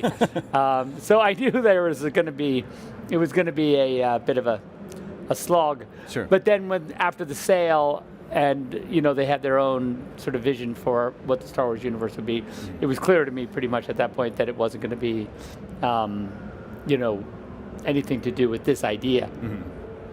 And Debbie was super happy about that. I was because she really thought- happy. Well, I felt like he envisioned this as something that was wholly original. And I felt like I know after working a decade on DC what canon means and what it means to the fans. And I just felt like there would be too many rules and that he could really kind of go crazy if it was something that was original and he, you know, the handcuffs were off. Sure. Well, from the footage that we've seen, you know, I'd say it has a very different visual look from Star Wars. Maybe more like a space sword and sandal epic than sci-fi. Is that accurate? Yeah, I would say, yeah. I mean, I feel like it's science fantasy more than, say, hard science fiction. Sure. You know, and I think that was really what I always wanted to do to begin with. You know, it's more of a Knight's Tale than, say, you know, in the tradition of even the costumes and everything. I really wanted this sort of ornate, kind of ancient kingdom that the Mother World represents. Was the thing that I was really interested in, and sort of aesthetically kind of pursuing. Even the robots are, you know, seem old. Sure. And I guess that was really a thing that I was inspired by and kind of chasing in the design. So it definitely, I mean, I think in answer to the original question is it's gone on a huge evolution since those early days. Sure. You mentioned robots. You got a great cast for this film, by the way. I believe Sir Anthony Hopkins is playing a particular robot. You can tell us about that character? Yeah, so he plays what we call affectionately Jimmy. That's not his real name, but that's what they call the robots. All the robots are Jimmy's. Gotcha. And he plays one of what a pretty kind of typical battle robot in this world. The only thing that's interesting about these robots is that after the king and Issa are killed, and the queen are killed, the robots whose initial sort of purpose was to protect the royal family, they kind of don't know what to do themselves, and so they end up kind of becoming these sort of conscientious objectors. They don't really fight anymore. And so there's like this whole journey of discovery that Jimmy's on, that Anthony Hopkins robot is on. But he's like one of many, like he's like this one of many robots that would kind of be in this same moral quandary that he's in. Can you tell us more about the Imperium, the sort of like evil empire at the center of Rebel Moon? Yeah, so affectionately we call the Mother World, and their forces are an ancient civilization that have over the years sort of been led by a single king or line of kings, and they sort of have used up all the resources on their own planet and then basically set off into the stars and basically have been collecting and expanding for thousands of years. Interesting. Sofia Boutella leads the warriors as Korra. Can How'd you end up casting Sophia? What was it like working with her? Sophia's amazing. I had her in mind really from the beginning. Very I would much tell so. Debbie about, I really wanted Sophia to be this character, and everyone was like, okay, that could be cool, but we should probably look for do like a real audition and go through the motions. Go through the. And I was like, okay, well, sure, but And we tested 5 women. Yeah. And Sophia really just shined through because, it's such a difficult role because her character is so complex. She's also the heart of the film, but she also, the physicality required to do the role it was so important to us that it was believable that she was this amazing warrior. And she has a dance background. Right. And incredibly, she learned all the choreography so quick, and she wanted to do all of the fighting herself, and she did, other than one, we were going to throw her character off the side of a scaffolding, and we were all like, that's not really safe for you to do. She wanted to do it, but everything else she did all her own fighting. Interesting. So Rebel Moon has been announced. It's going to be a 2-parter. What was the reasoning behind that? And do you know the total runtime of them both put together? Movie 2 we're still working cutting, so I don't know the exact runtime, but they're about 2 hours each. Gotcha. The movies themselves, right around 2 hours. I think movie 2 is under 2 hours, but right now. But what was the first part of the question? What was the reasoning, the thinking behind that? Is it just because you needed more time to? Oh yeah. So I had written a pretty long script, 200-page script, and the cool thing about Netflix was there's. When I said, maybe maybe a way to go is to just break it into 2 movies because for sure I could cut it to 1, but it's going to kind of make the movie very sort of by the numbers. When you get that, especially a movie like this that's sort of genre specific, like we know the mission, got to put the team together, you got to prepare for battle and then fight them. Not that that's what's going to happen, but that becomes kind of obvious. And then when you really put the screws to something like that, the beats become really set in stone, and there's not a lot of room to move around. And I think by letting it be 2 movies, it really let us kind of have a lot more character and a lot more worlds to visit, and just be more overall exotic and unexpected. Well, now you mentioned, you explained at Opening Night Live last night, there's a Rebel Moon game also coming from Super Evil Megacorp, developer of the very good Teenage Mutant Ninja Turtles Splintered Fate game, which is on Apple Arcade. I recommend it. Anything else you can tell us about the game of Rebel Moon? Well, one thing I could say about it is that the guys over there have been incredibly reverent and faithful to the source material, and they've been incredibly inclusive and really want to talk with me constantly about mythology and about the canon and about the world. And so I would say that though it, as a game, it really will expand sort of the mythology of the universe, and not, even though it's definitely sort of an add-on to the universe I didn't expect, it was a cool place where we thought to explore other things that are happening in the Rebel Moon universe. And the guys have been great to go. I'd say, guys, we can't do we can't do that. And then they'd come back, well, what about this? And so we were really, I think, able to land on something that was really world building, but also consistent with the world. So that was fun.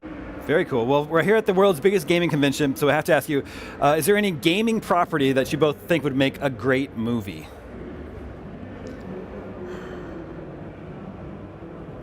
There are some. Well, there are a lot. I mean, we've talked about a bunch of, Gears has always come up, in sort of our circle. Interesting. And I was a fan of the game.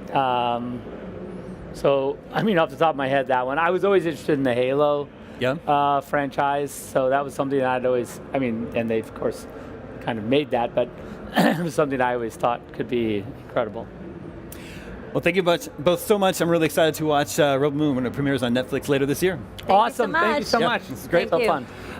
Viewers, you can take your first step into a larger world when Rebel Moon premieres on Netflix December 22nd. In the meantime, stick around for more Gamescom Studio right here on IGN.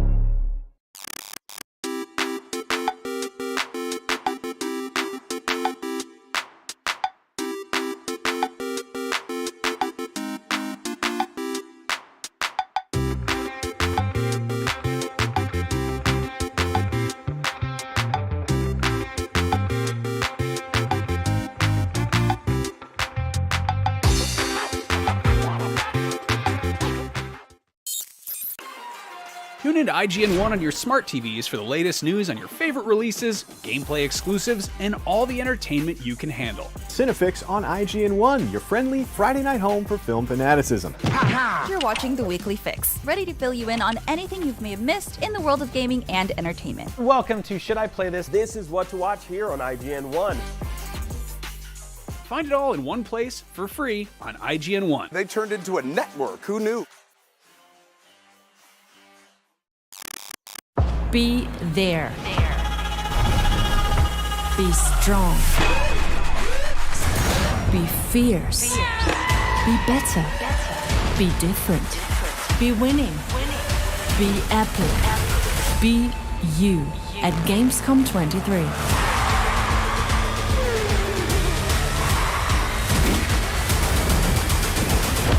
Come and be everything at Gamescom 2023.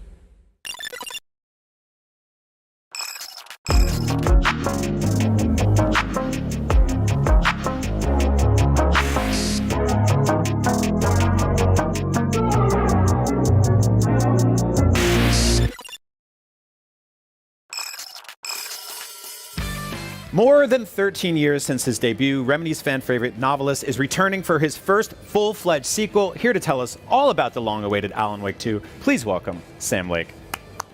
So it's weird when one person claps and not several people. I can clap as well. Yeah, let's do it together. There we go. Sam, Alan Wake 2 looks incredible. We got a brand new trailer last night, which really messed me up because it actually took me a beat to figure out what was live action and what was in-game. So bravo. Tell me about how that came together, the decisions behind using, real footage and in-game footage. It all melded together. I loved it. Thank you. Yeah. We have used different mediums for storytelling in our games in the past, and live action in particular. I really, really like using live action. And this time around, we were looking for stylizations and ways to integrate it seamlessly into the experience. Right. And the Dark Place is this shifting dream reality, kind of a layered place where Alan Wake is journeying through these layers, and it just felt very suited for switching the medium to keep you off balance and kind of he's confused, you are confused, and we are going into scenes of live action and then jumping back into the game. And, right. Yeah. You're trying to keep the audience on their toes a bit there, right? But it's very much overall survival horror, but the Dark Place experience is very much psychological horror because it's drawing from his head. And he's been there for ages, trying to find a way to escape, write the story to escape. So it's taking from his story, from his thoughts, from his fears, and everything is in one way or the other echoing in that way. So this grimy New York setting, walls covered with graffiti, and all of that graffiti is coming from him. Yeah. or some sort of an echo or a twisted mirror. So it's full of messages. He's not doing great, right? Yeah. Is everything okay? 13 years Yeah. stuck in a nightmare that kind of just keeps on hammering you with all kinds of horrible things, and he's trying to control it, write a story to control it in order to change the reality around him to escape. He has failed. 13 years stuck in a nightmare was that's like public school for me. But all kinds of meta layers and metaphors, graffiti, all that fun stuff. You know, game development. And, The interesting sort of spectrum between psychological horror and survival horror. One of them is, obviously historically more grounded, especially in video game form, and the other one gets you a lot more crazy and like kind of outside of the hey, we're in the forest and I sort of have an idea what's happening here. Can you tell me about like how kind of fun it is to build on those different spectrums of horror? Because I love both of those things equally in film. Yeah, me as well, and the Remedy team overall, big fan, and that has been our approach through all of these years. Like Remedy just turned 28 years. Yeah. A long journey, that Congrats. as well, but thank you. Pop culture, being fans of many things, and just drawing ideas and inspiration out of that soup. Right, right. And horror being one of them. And certainly we've kind of had bits and pieces of horror vibe and atmosphere in our experiences, but this time we just wanted to go all in. Yeah. And different films, and books and all as part of it. I always feel that a single game is such a big world of its own that there is room for different tones and different vibes to kind of dig in and discover. We have a lot of comedy in this as well, and I feel that that's essential,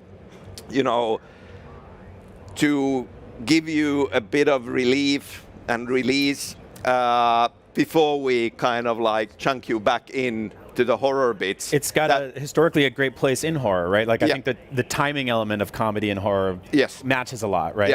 Yeah. That's great. I'm obviously picking up some David Lynch, some Shinji Mikami, but you guys have been around for 28 years, and this is now a franchise that has influenced other games and other things like that. So what do you want like the game developers of tomorrow to be inspired by from Alan Wake 2? Like what's in this game that you're like, I hope this becomes something that people latch onto in the future? We really wanted to explore, and I feel that that's an important part of a creative process, and I hope that experiencing this game also gives people ideas on the level of like, oh, you can do that as well, or you can go this crazy on this idea. There really are no rules in a way, like you can do anything if you just decide that this is where we are going to go with this, and just go as far as you can. Right. Don't hold back. And that to me, I mean, it's been energizing and refreshing in this that just there is a ton of crazy ideas, and then finding a balance between them. Yeah. Speaking of other games, you moved the release date by a week, and in like an act of transparency I don't think I've ever seen before in game development. And like we're so used to, here's the JPEG on Twitter of the big text, and you see it and you're like, oh no, it's gonna get delayed, right? And I saw yours and I was like, we're in trouble. It's gonna go all the way to next year or something. And it was like, no, it's just a week. And you very openly were like, there's a lot of games. October is very crowded. Awesome. Brilliant games. Yeah, and I just appreciated that you're like, there's other games out there, go play them, but also play ours too. Yeah. What was the decision behind that? Because I loved it.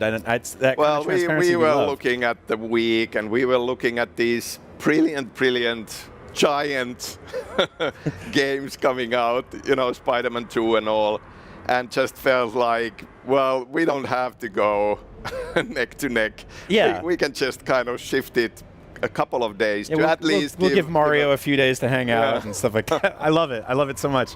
Gameplay wise, everything in this game is bigger and crazier than we've seen in the past, but it's not a full-on third-person shooter. You're not running around with a machine gun, running and gunning zombies and stuff like that.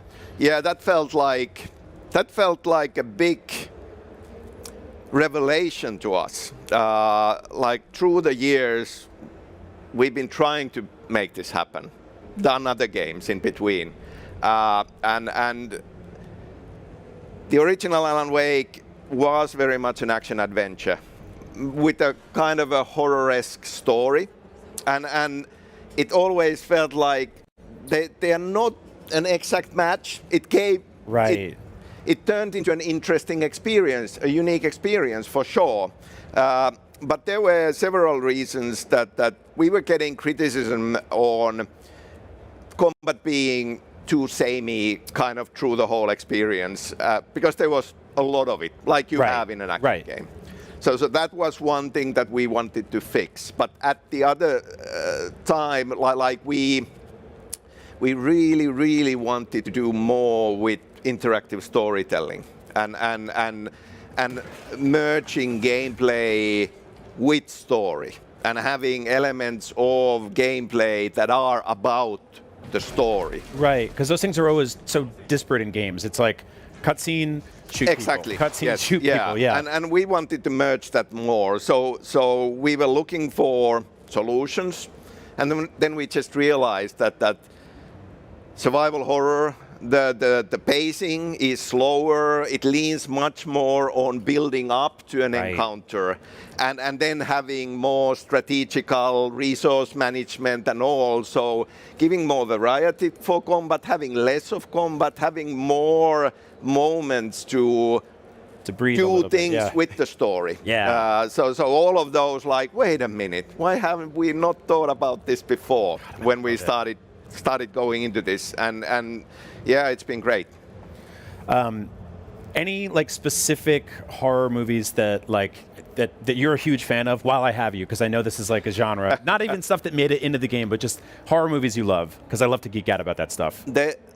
There is a lot in this, a lot of different inspirations, and because we have the Pacific Northwest side with FBI agent Saga Anderson, and then we have the Dark Place with Alan Wake, like it allowed us to bring in influences, like on Saga's side, it's Twin Peaks, of course, and I count that kind of as a horror experience. Lynch's stuff overall, like Lost Highway, is one of my favorite films, and you know, Silence of the Lambs. Awesome. On Alan Wake's side, then Seven, you know, serial killer, and pushed so far that it starts to feel like horror at times. Yeah.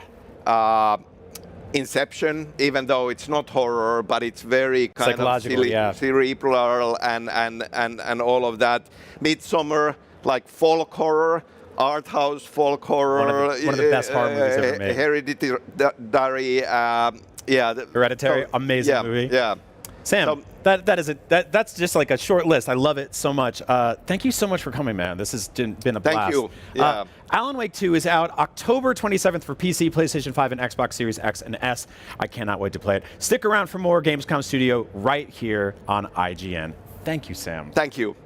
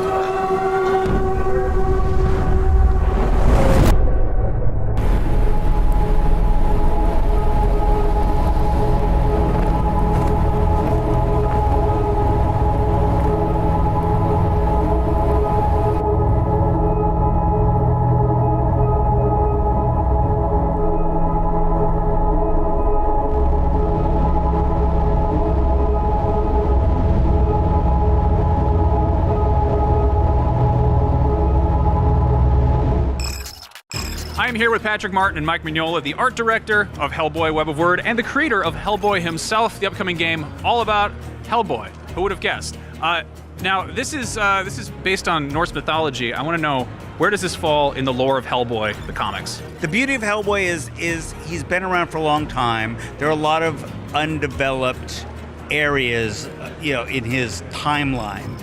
But, my feeling is if people want it to be part of the real Hellboy, they can. If they want to consider it part of, a parallel universe of Hellboy, they can. But I think it's not one of those things where it reinvents Hellboy to be a completely different universe. So it's up to the player if it's canon or not. I mean, Hellboy gets pretty weird, and this should get pretty weird too because it's a roguelike, which has a certain amount of, randomized elements to it. I'm curious, sort of, with each round, what stays the same and what changes? So Hellboy himself, he can upgrade some of his abilities and also how strong he is, for example, how resilient he is. Also, he has weapons and charms that he can take into the word with him, and he can augment those as well. So there's a little bit of customization for each of your runs that you get to do, and that's the roguelike element that comes to it. Also, with exploration as well, we wanted to capture the moments in the comics where Hellboy doesn't know exactly what's around every corner. We didn't want you to learn the levels and become better in that way. We wanted you to still feel that there's a level of discovery each time you descend into the word itself. Nice. Now, there's some very cool creatures that we saw in action. Are there any sort of returning creatures from the comics that we should know about? We're very lucky that we had a blank slate in that for that, and that also meant that we were free in a way to come up with characters that work for the game, if that makes sense. Very much, and also feel like, say for example, the PPRD members, that these are characters who also, work and would be there in the comics maybe. I would say it's always good when these things work completely independently. The more you try to connect them, the more trouble everybody has with, does this character appear, in the comic, or is it, it doesn't quite jibe with the comic, stuff. So it's nice that Hellboy has a lot of room around him to create new cast of characters. Now, the aesthetic for this game is one of the most striking things about it. The cel-shaded look feels just totally perfect with your art style. Was it like this when they showed it to you, or was there ever a version that had more gradient? Did you give them notes on how to make it really have that Mike Mignola look? No, I mean, I believe the first thing I saw was very much like this. I have no idea how many iterations it went to before they showed it to me. And historically, I am not a fan of people trying to imitate my work. But what struck me so much with this was not that they just got the surface detail of what I do, but the feel, the mood. It was clear that they had analyzed not just, these 5 lines is what he uses to draw a knee, but the whole movement and mood, and they understood why I was doing what I was doing. Now, I feel like with cel-shaded games, they often have this wonderful high contrast look, but then they get a little bit fancy and throw in particle effects or too many shaders or something like that. Was there ever an iteration of this game where you were playing with that, or was it always the mission to kind of commit to this just dark, stark shadow look? There have been challenges. There's obviously what Mike does in 2D doesn't wholesale work with 3D. There's certain tricks in video games that you can do to convey depth of field, and we had to sidestep that in terms of how we created environments. So, I don't want to be too much of a downer here, but this is one of Lance Reddick's final roles. He's portraying Hellboy. Incredibly talented guy. How would you say his portrayal compares to David Harbour or Ron Perlman's version, or the version in your head? None of them match the version in my head, because the version in my head is so abstract. It's just my voice. So I was a huge fan of Lance's work. When they told me that Lance was going to do it, I was very excited. It was not something I would have thought of. but it worked like crazy. He was a different Hellboy, but he was Hellboy. I've never been able to say, oh, this guy should be Hellboy or that guy should be Hellboy.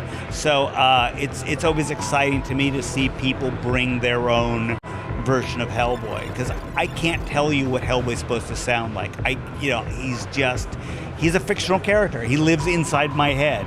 It's very odd when he gets out there and he's made of other people. I love it. I feel like he has a deep voice. I don't really see him as being much of a falsetto, but And Lance is just such a wonderful character actor. I mean, I always think of him as like the character in John Wick or something like that, and there's an elegance to him which I would never associate with Hellboy. So it was, fortunately, I got to watch him, record, and it was just great to see the range that Lance has, and how enthusiastic he was about getting it right.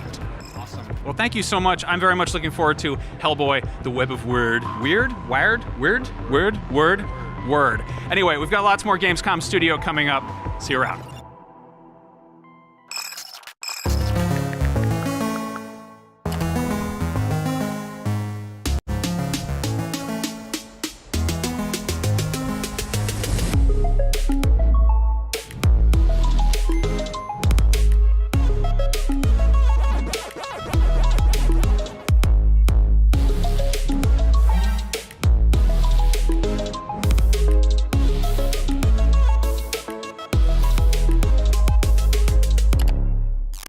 IGN Playlist is the best way to track your game collection. Now you can even import your entire Steam library to Playlist, making it easier than ever to review games, show off your collection to the world, and finally chip away at that massive backlog you keep meaning to get to. IGN Playlist, check it out.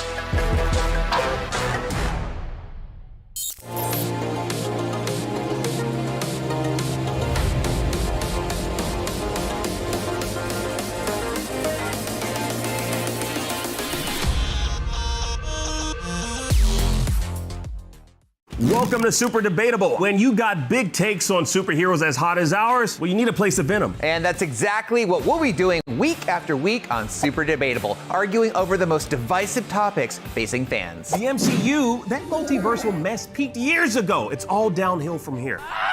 James Gunn and Peter Safran should absolutely nuke the Snyderverse. We could argue about this all day. And we will. Join us on Super Debatable Fridays on IGN. Want the ultimate IGN experience? Check out IGN Plus. Members get exclusive deals and giveaways, ad-free browsing, unlimited tracking on IGN Maps, discounts at the IGN store and with IGN partners, and best of all, free games. Get 30 days of IGN Plus for just $1. Head to plus.ign.com.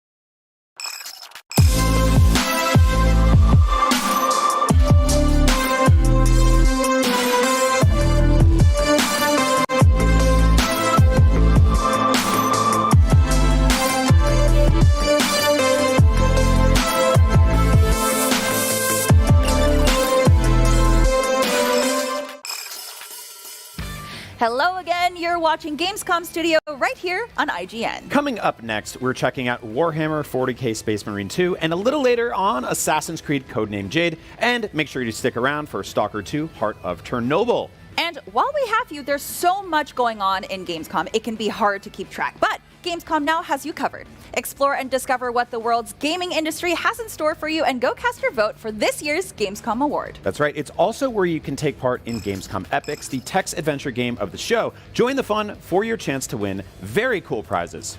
Head to now.gamescom.global for more, and make sure you don't miss this Gamescom Award show this Friday or on Sunday, the Gamescom Cosplay Contest powered by Mini. And don't forget, IGN will be here covering the show each day live on YouTube and Twitch. It's a lot. The biggest video game event on the planet also cares about the planet. This year, Gamescom Goes Green initiative has made some huge leaps forward. Not only is this year's core event 100% climate neutral, it's also running on 100% renewable energy. That's amazing. Yeah. The Gamescom forest continues to grow thanks to donations from attendees, and in addition to participating in Gamescom Carbon Offset Program, exhibitors are doing their part by building more sustainably, reusing, portions of their booths and avoiding single-use material. Very important. And best of all, Gamescom has teamed up with the UN's Playing for the Planet initiative to present the Green Studio of the Year award during opening night live, helping encourage sustainability across the games industry. Find out more at playingfortheplanet.org.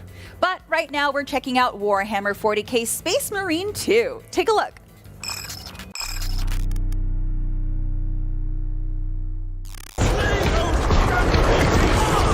Here they come.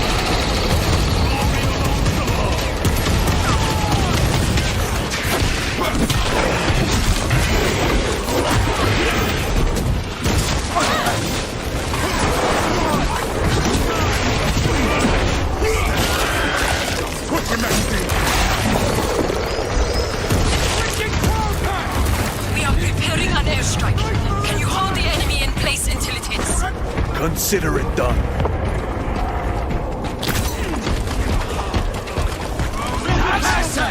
There they come!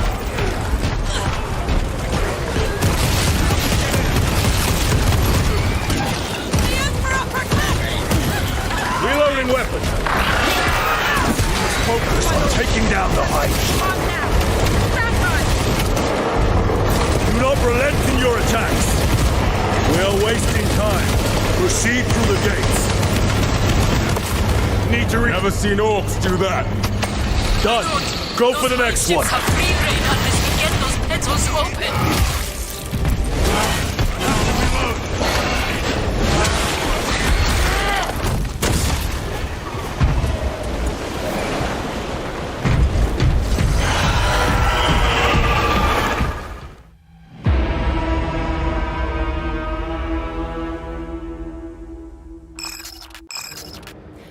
Welcome back to Gamescom Studio, powered by IGN. Are you sick of your corporate job? Are you burnt out and needing a serious change of environment? Well, look no further, because joining me today are Regina Reisinger and Philip Seyfried from Microbird. Welcome! Hi, thank you so much for having us.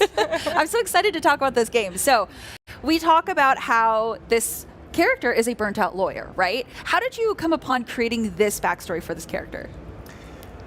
When we started thinking about Hinterberg and the story, we wanted something a little bit realistic and sort of this mixture of magic and realism, and someone needing to take a break and to take a vacation and to sort of introduce the player to this theme of Hinterberg as a place where you can take a holiday. And we thought a lot about the character, and ended up thinking about how we can distill our own experiences of really needing a holiday into like a protagonist. And we sort of came from a background of having worked too much as well, so it's kind of a natural thing. Yeah, we thought everyone can relate a bit to this feeling of needing a holiday, and if it's a magical one, it's even better maybe. Yeah, I was going to say, you were describing her and I was like, oh, that's just me. No, absolutely. I feel very connected to her. So there's obviously a very big contrast between the calm and idyllic alpine setting and magic-infused combat, because you're going to the Alps to fight monsters and go dungeon hunting. So what's the balance between action and adventuring and exploring in this game? Yeah, that's a good question. It's generally, like, we describe it as an action RPG with social simulation elements. And that's kind of where this contrast also comes in. Like, you're in this little village in Hinterberg in the Austrian Alps. It's a normal town, but there's also magic and magical dungeons around it.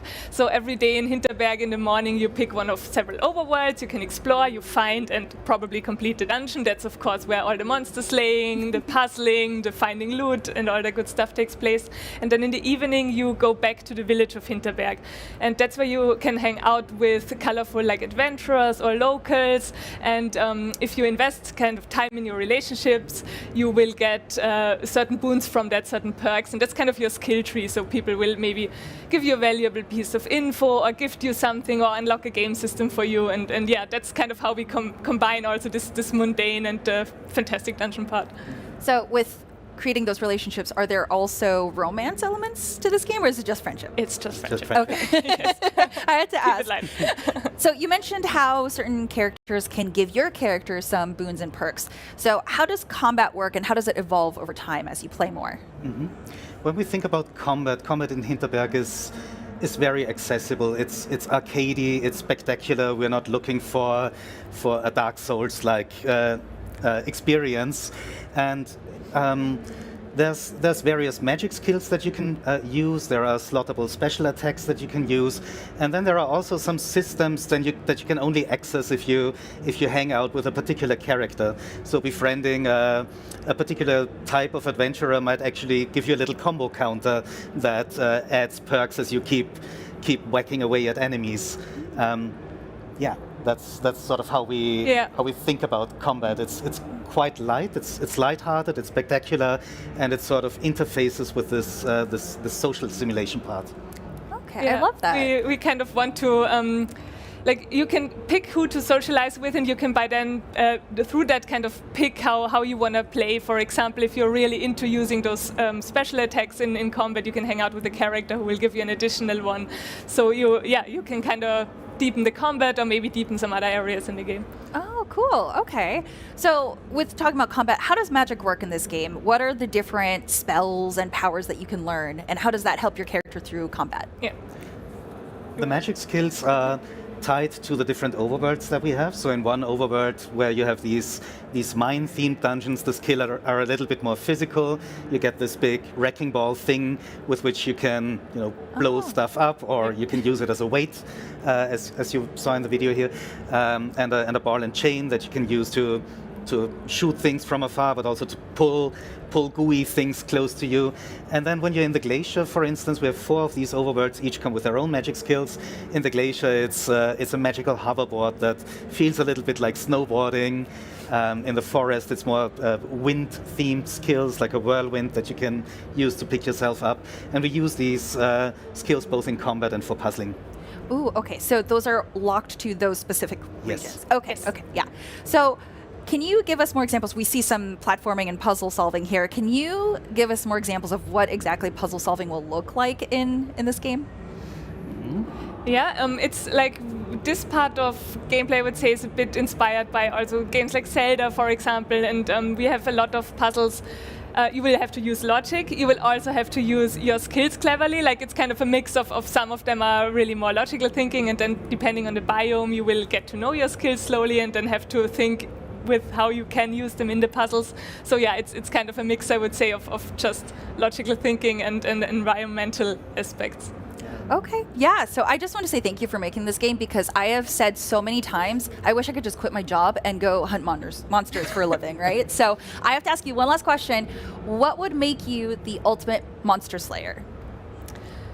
There is actually kind of a challenge in the game. Like, we have 25 dungeons in there, and you can try to go basically for a record and try to be an adventurer who manages in 25 days to do 25 dungeons. Or you can also explore it in a much more chill way and say, hey, I'm on vacation, I'm going to hang out more with people and meditate on a mountain and only do a dungeon tomorrow. So yeah, I guess you could chase this goal of being the ultimate monster slayer. Yeah, I think I'm going to try the 25 dungeons in one day, but then get discouraged because I'm not going to be able to do it. And then I'll just play the game as intended. So, well, all up to you. Yeah, we'll figure it out. We'll see how hard it is. But I want to become the ultimate monster slayer. So. Nice. Awesome. That's a good goal. Yeah. Absolutely. Thank you so much for taking the time to speak to us. This game looks gorgeous, and I'm so excited to see how it plays. Thank you. Thank you so much for having us. You can play as Louisa fighting monsters on her vacation when Dungeons of Hinterberg comes to Xbox and PC next year. For more from Gamescom Studio, stay right here on IGN.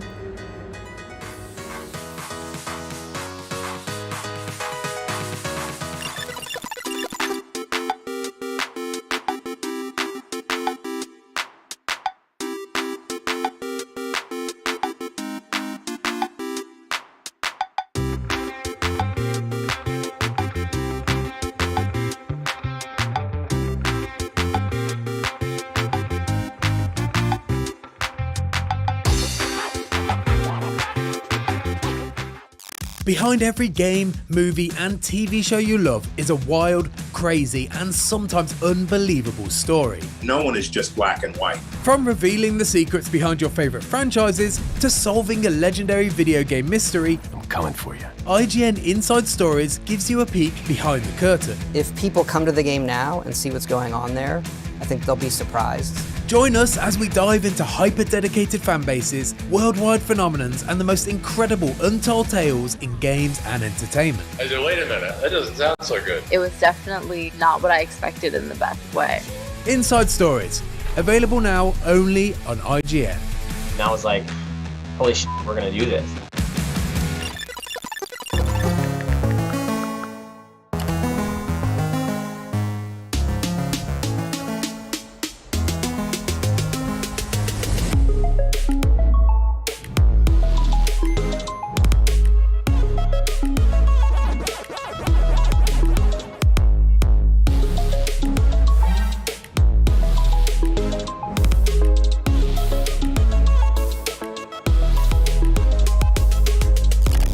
IGN Playlist is the best way to track your game collection. Now you can even import your entire Steam library to Playlist, making it easier than ever to review games, show off your collection of the world, and finally chip away at that massive backlog you keep meaning to get to. IGN Playlist, check it out.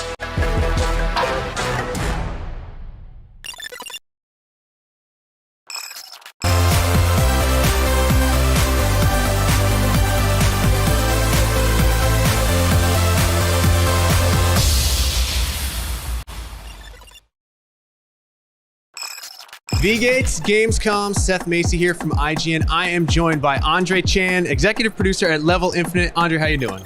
I'm doing all right. Nice to meet you. Nice to meet you as well. We are here to talk about Assassin's Creed Jade, the real name of Assassin's Creed Jade. Andre, hit us. Well, Assassin's Creed Jade is official name right now. So we dropped the code name, and now it's Assassin's Creed Jade officially. Assassin's Creed, been around forever. It's been all around the world. Very memorable settings. In Jade, who are we going to be playing as? What areas are we going to be exploring? So in Jade, you're creating and customizing your character from the scratch for the first time in the series. But you will still be playing as a wandering hero and in ancient China setting. We're not yet assassins, because assassins didn't exist at that timeline, but we're proto-assassins. So it's 230 BC, before Christ, and this is a time where Qin Dynasty established the first empire in China. This is the time when they started building the Great Wall, then the Terracotta Army, very, very famous over the world. And also this is the time when the Proto-Silk Way established. Oh, okay. So this is a fascinating time to showcase, because there's a lot of Chinese culture to showcase in the game, and also very famous points of interest and landscape landmarks. Every Assassin's Creed the attacks are really influenced on the time period, the setting. How has the ancient Chinese setting really affected this? Yeah, we'll be featuring very traditional Chinese weapons. For example, everyone has swords, every culture, but Chinese swords are a little bit different. So, and they have very unique style and design, and also a very unique technique they use to fight with these swords. Also, spear will be a big part of the game too. A lot of very specific, not only weapons, but also the combat techniques. How has being on mobile affected the scale of the games? Because, Assassin's Creed games pretty famous for their scale. Being on mobile probably made this game huge. Really? So it will be huge, and will be expanding with each update, and in each closed beta we have in future, we will also introduce big chunks of these regions. And there is also a lot of systems in the game, like progression systems, a lot of content, points of interest. This game will be huge. Okay. I got to play for 20 minutes. I wasn't exactly sure how it was going to work on a mobile phone. So since not everyone else has played, could you sort of explain how the controls work? Because they really get the job done well. Like, it feels everything you would expect in an Assassin's Creed game is there. So controls is like easily top 2 or top 3 most difficult things we had to do. Oh, wow. Okay. Making this game. Yeah, because there is a certain experience Assassin's Creed fans expect from Assassin's Creed game, and we cannot really skip that. We cannot skip assassinations, parkour, finishing moves, all that stuff.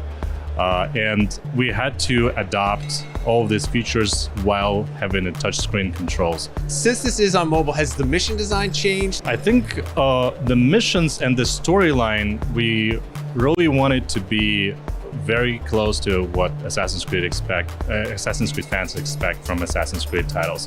What really changes is because it's a live game that we will introduce more engagement features, like something you can do outside of the main quest and outside of the main story, and more like session-based game modes, for example. One of the examples which is available and was available in CBT was the game mode Defend the Wall, Hold the Wall. Okay. Where you and your friends in a co-op mode, you need to defend the wall from the nomads from Xianggu, and light the beacons to make sure the wall is protected. So this is like a small session where you just gather your friends, play it really fast, and get out. Very cool. Where does this fit into the wider Assassin's Creed universe? This is a proper Assassin's Creed storyline, which is part of the overall Assassin's Creed world and canon. So we're working together to make sure that we're still inside the lore. And also we're having some of the characters from the other franchises, so we need to be extremely careful. Oh, okay. Extremely careful in implementing our story. Yeah. All right, cool. And will this be free to play and supported with like in-game purchases, or how is this going to be presented to people? It is free to play. It will support in-app purchases, though this system is like in very, very early design. We really want to nail the other features like iconic Assassin's Creed features, storyline, controls. This is our major focus right now. What I can tell is we have a design principle that storyline, content, all the future updates to the storyline and content should be playable for free without investing any money. Gameplay first, and then we'll figure out how to pay for it. Pretty much, yes. Very cool. We just wrapped our CBT 1. We got a lot of feedback, and we are working on addressing this feedback, and we're targeting to have our CBT 2 very soon. So register and join us to play the game. And where can people register? At Assassin'sCreedJade.com. That's the official name now. So official name. Right on. Well, Andre, thank you so much for your time. I really appreciate it. Thank you so much. All right, that was Assassin's Creed Jade. I'm Seth Macy. This is IGN. We're at Gamescom all week. There's tons of stuff to see, so keep it right here at IGN.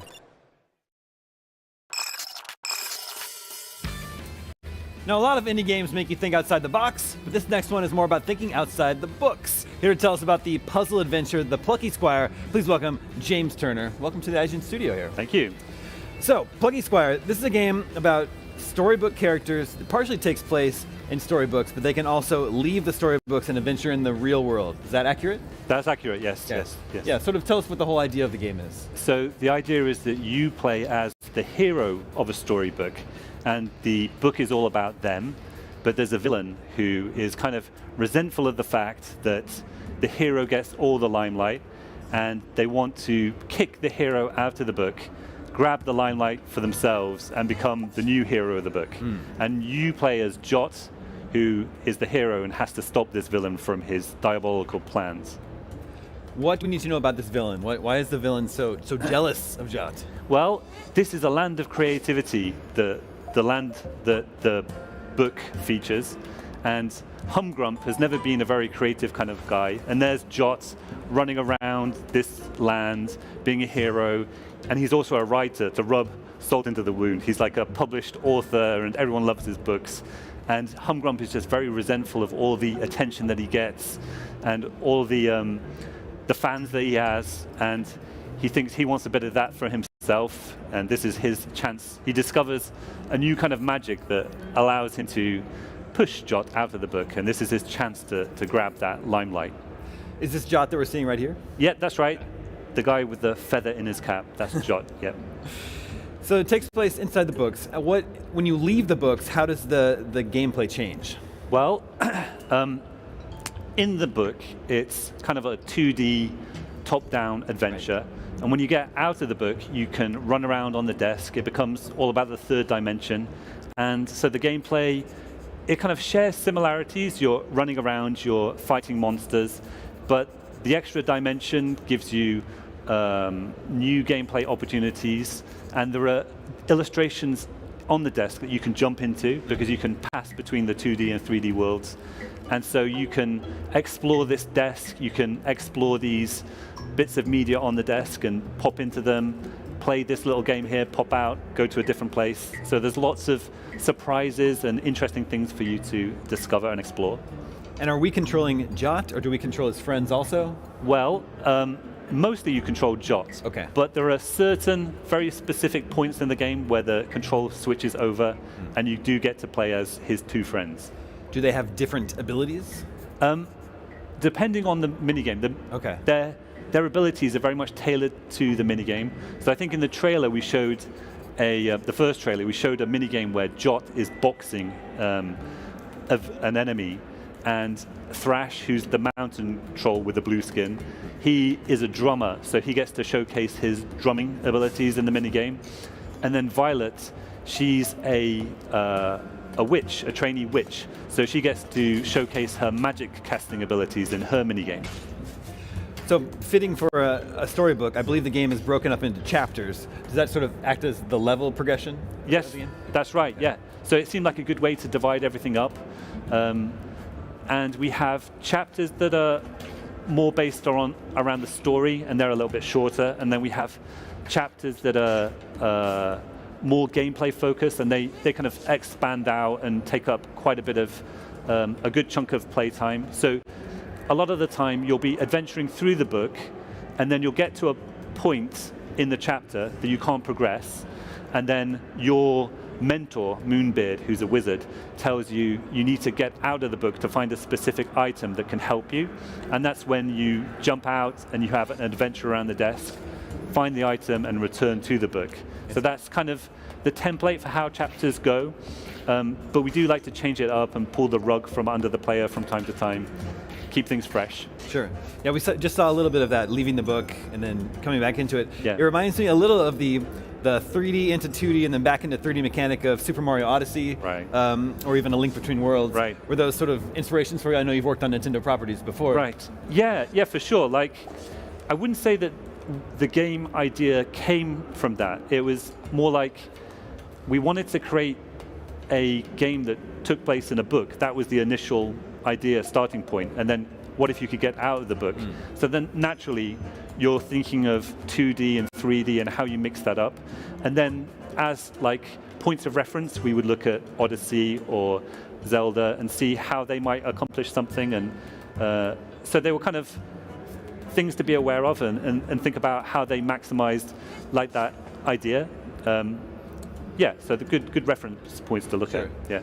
The storybooks also, they obviously have text in them. It seems like there's some wordplay puzzles, or maybe you have to change the words in a storybook in order to pass an obstacle. Can you talk a bit about that?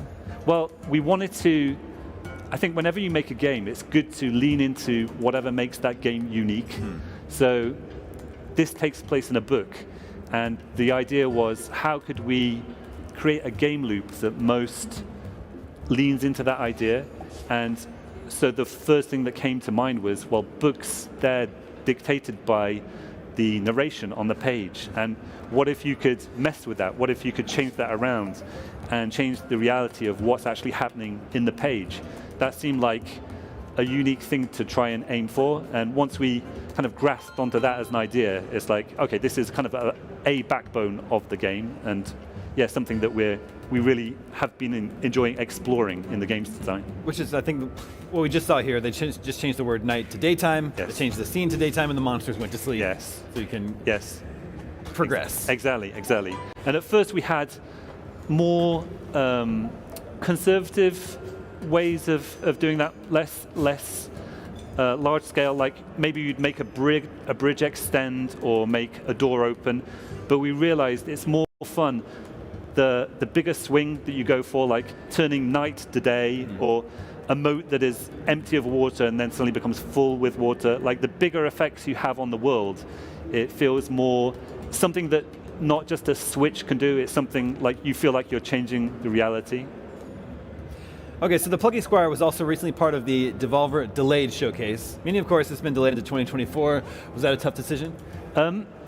It was, of course, like once you've stated the game is coming out in 2023, you're kind of always reluctant to make any changes to that. Sure. Like you have people who are expecting, like the players are expecting, and then your publisher is expecting. So it's never a particularly fun thing to think that you might want to go beyond that. But it's always like, how do we make this game the best possible game it can be? And like we feel like there are so many different types of gameplay in this game. There are so many different mini games, and there's the 2D exploration and the 3D exploration, and we want each element to be intuitive and polished and feel good, and that just takes time to polish. And once we realized, well, this is going to take a bit more time to craft it to be exactly what we want it to be, then it's a hard decision, but it's like, well, this is the right thing to do. And once we've decided it's the right thing to do, it's just a matter of talking to people and figuring out like how much time we need to be able to do that. Well, I don't know if you noticed, but there are quite a few games coming out in 2023, so maybe it's not so bad. Right, yes. Look forward to this in 2024. I'm going to go ahead and put the Plucky Squire on my short list of games I'm looking forward to play next year. Thank you so much for coming by the IGN studio. Great, it was great. Lovely to talk to you. Okay, the Plucky Squire hits PlayStation 5, Xbox Series X, and Nintendo Switch, and PC sometime next year. Keep watching IGN Studio here at Gamescom for more.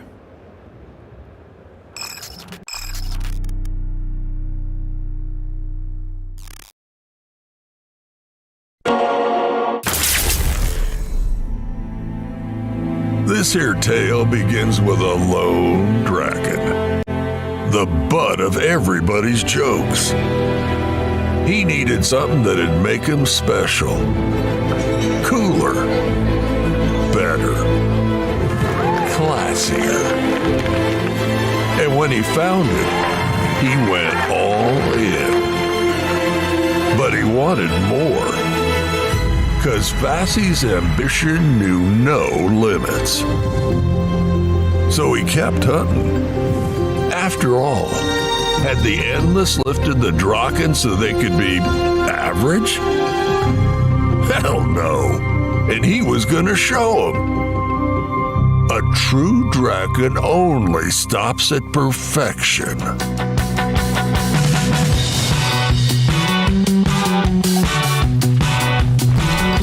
Vassie's shift is just getting started.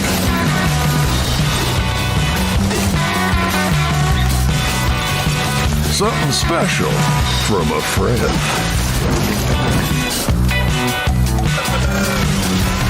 Never a good idea to tick off the bartender.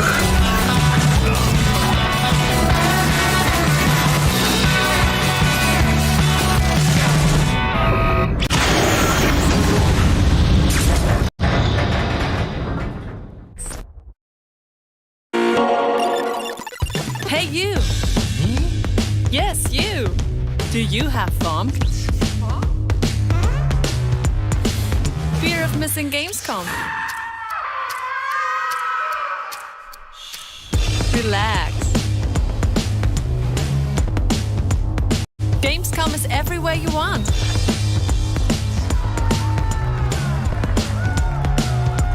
Gamescom now. Register now.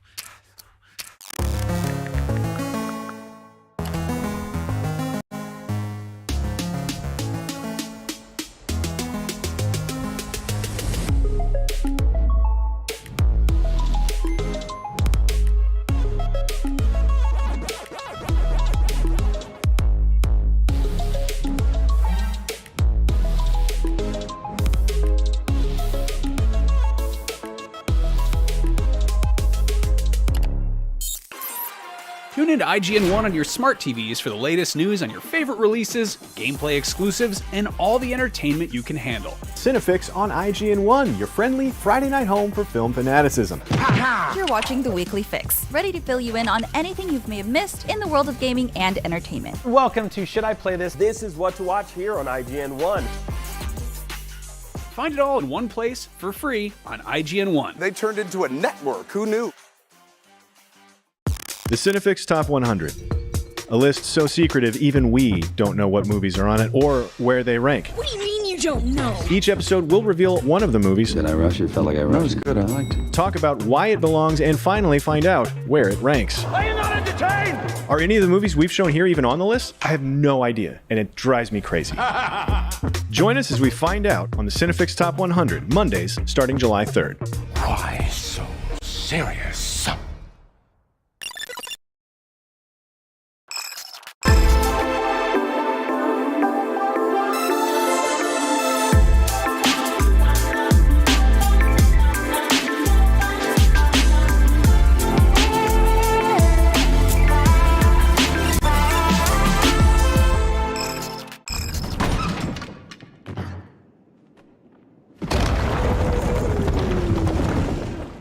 One of the biggest surprises during Gamescom Studio Opening Night Live was the announcement of the next entry in the Little Nightmares series. Here to tell me about Little Nightmares 3 producer Coralie Faniello. Welcome! Thank you for joining us.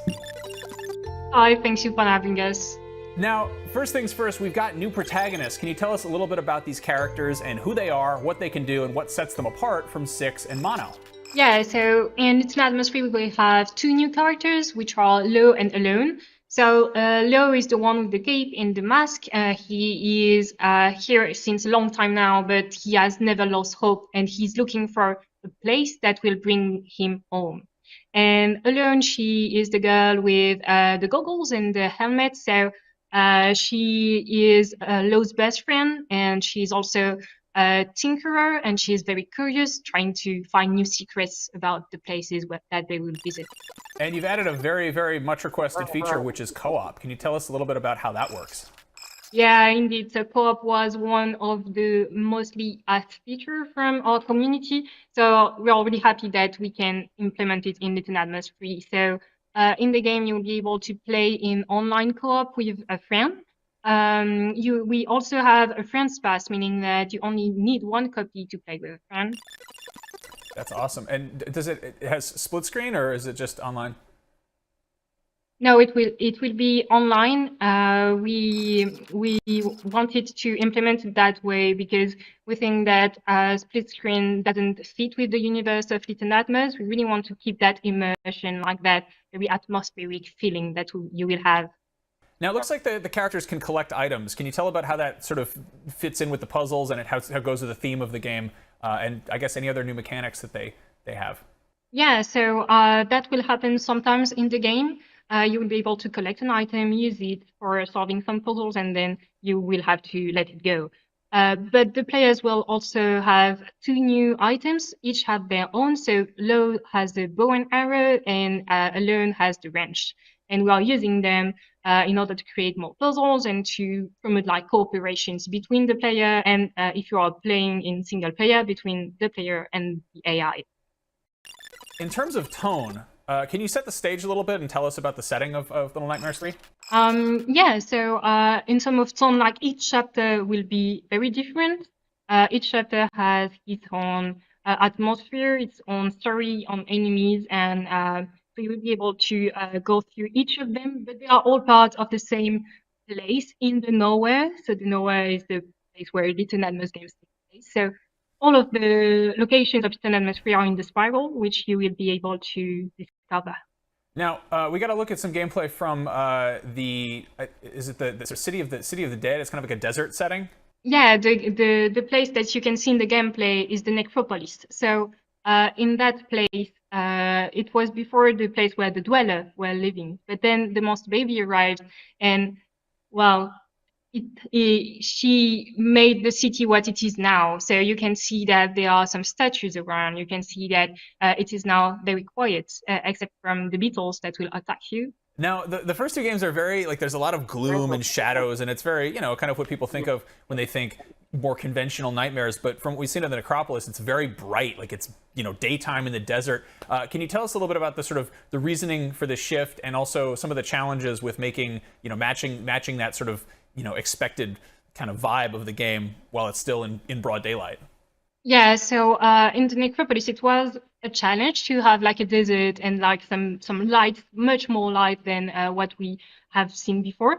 But at the same time, to keep what is the atmosphere and the DNA of the Little Nightmares games. So what we have done is that we have used a lot the environmental storytelling, so you can see bags all around, you can see stuff going on in it, and then that plus the music and the general atmosphere is what creates the unease feeling that you will have in that place. But the other chapters of the game will be very different, and you will be able to see some different places and some different locations that will show more. Nice. Now, at this point, we kind of have a clear idea of what a Little Nightmares game is. I guess I'm curious what the sort of internal philosophy is. Like, what are the pillars of a Little Nightmares game? Like, what are the sort of, are there any rules that you can't break in terms of making this game? Like, you can't just turn it into like a, a full-on, like run and gun platformer or something. I guess how do you change the gameplay while still keeping it, true to the core idea?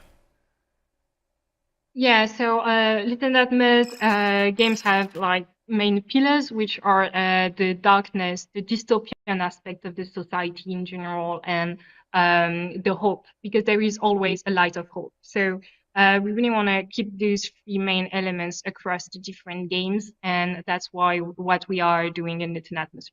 Nice. Now, some exciting news here is that Supermassive Games is working on this, and that's a studio that has an incredible track record making, I guess what I call much larger nightmares, big cinematic, realistic horror games. Can you talk a little bit about how the team's prior experience has affected Little Nightmares 3? Yeah, so it's great working with Supermassive Games. They have an extensive knowledge of horror in general, but they also understand very well and very deeply the franchise. Like, they are all really passionate about it, and they worked hard in order to get into it and to use their knowledge from previous games. And so that goes from the horror, but also the fact that they implemented multiplayer in the previous games in order to bring them into the franchise with their own eyes. Cool. Now, fans have done a lot of sort of digging and picking apart of Little Nightmares, and I like that there's just a lot of mystery to it. Can you just kind of blow some of that mystery away and tell us where Little Nightmares 3 takes place on the timeline, sort of chronologically? Not really. It's something we really want the player to figure out by themselves, where we are in the timeline, and so we want them to dig into that. Now, there have been, in addition to the 2, soon to be 3 console games and the mobile game, there have been some comics, and now there's going to be a new sort of transmedia experience, which is going to add to the universe. It's just audio only, is that right? Yeah, it is a podcast. Yeah. Tell me how that works, because I feel like this is an extremely non-verbal series. It's all about environmental storytelling and visuals. I guess how do you match that tone, and what does the podcast sound like? Yeah, sure. So the podcast will take place in the counties. So Little Nightmares lore is quite extensive, in fact. So you have just seen the surface of it. So the podcast is in the counties, which is the real world, but the nowhere is the place that the video games are showing right now.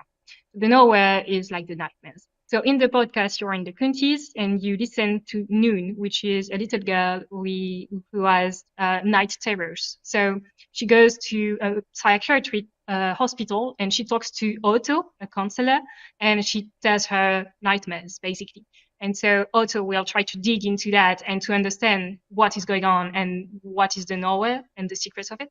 Wow, it sounds really creepy to listen to a child talk about nightmares on a podcast, but I'm sure fans will be super into that. Carly, thank you so much for joining us. Before we go, can you tell us when players can get their hands on Little Nightmares 3? Yeah, so the game will release in 2024. It will be on PlayStation 5, Xbox Series, PlayStation 4, Xbox One, Nintendo Switch, and PC. Wonderful. And what about the podcast? When is that premiering? So the 2 first episodes are available right now in the Gamescom. Awesome. Thank you so much for joining us. I'm looking forward to Little Nightmares 3. Yeah, thank you.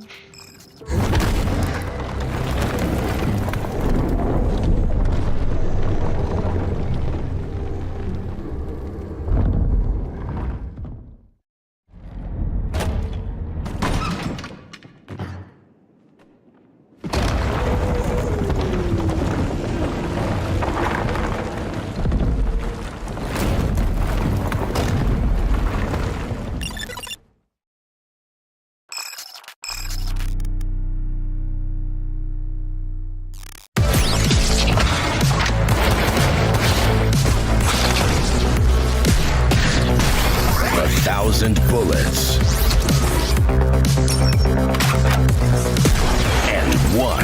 mullet. Badass moderator to take care of our butts. Especially our prices. Destroy these damn robots!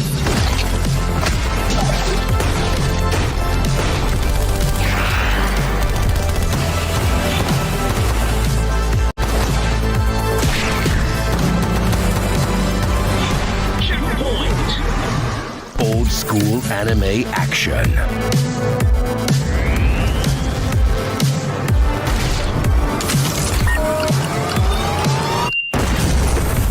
Mullet Mad Jack. Wish list now. Stalker fans have long awaited a new entry into the Stalker franchise, but their patience is finally paying off. Here to tell us about Stalker 2 Heart of Chernobyl is Yevgeny from GSC Game World. Thank you so much for joining us today. Thank you. Yes. I put a call out on Twitter asking what people want to know about Stalker 2, and you know, right now the team is obviously dealing with the war in Ukraine. It's had a huge impact on development, not just for the game, but on the people working on it. So everybody wanted to know, how is the team, and then how are they feeling now that the game is out here for the public to play? Well, it's a good question. So the team feels very different. Mostly all of our team are Ukrainians who, some of the team members left the country before the war starts, because we realized that it may happen and we want to keep everyone safe. And our main motivation was to save everyone, so we were thinking we're gonna move everyone to the safe place and then we will decide what to do next. And we propose everyone to get their bags and travel. We have a plan. We prepared a plan long before this. We had a lot of buses standing with drivers 24 hours, 7 days per week, who were standing near the office. So in case that would happen at some point, everyone knows where to go to see it and to move. But that was the time when we realized that it's going to happen just before it happens, and we had a chance to move a little bit earlier. And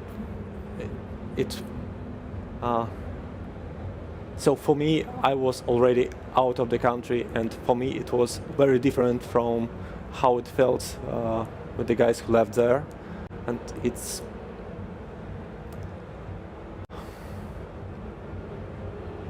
frightening. It's very frightening.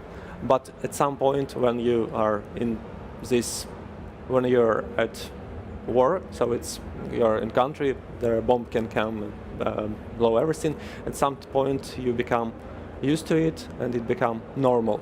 So it's strange to say, but for many of us, the normal is when bombs fly. It's okay. Someone died. It's not okay, and it's totally different.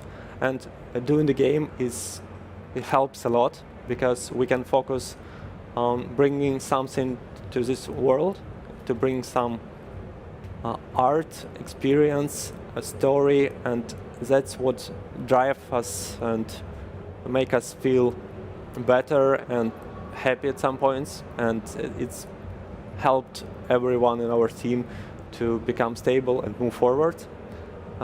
Some part of our team goes to the army to defend.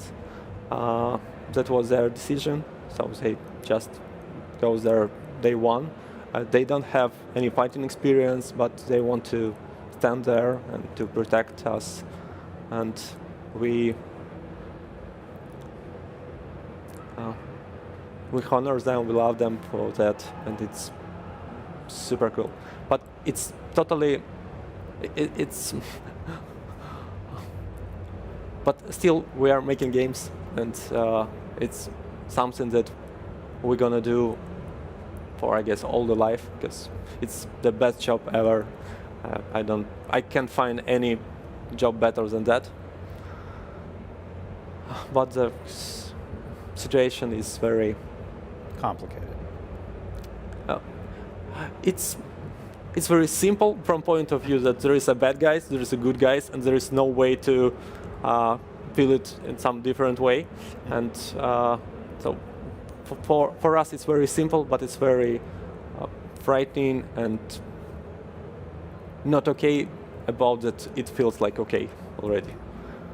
Well, I can't even imagine what the team is going through, what you're going through, but it does make me feel a little better to hear that you find solace in or comfort in developing the game and working on the game as a team. So everybody just wanted to know how you're doing, so I really appreciate the candid answer very much. Talking about the game, it's been 10 years, so what would you want to tell the audience about Stalker 2 and how to set their expectations for what they're going to be experiencing in this? Yeah,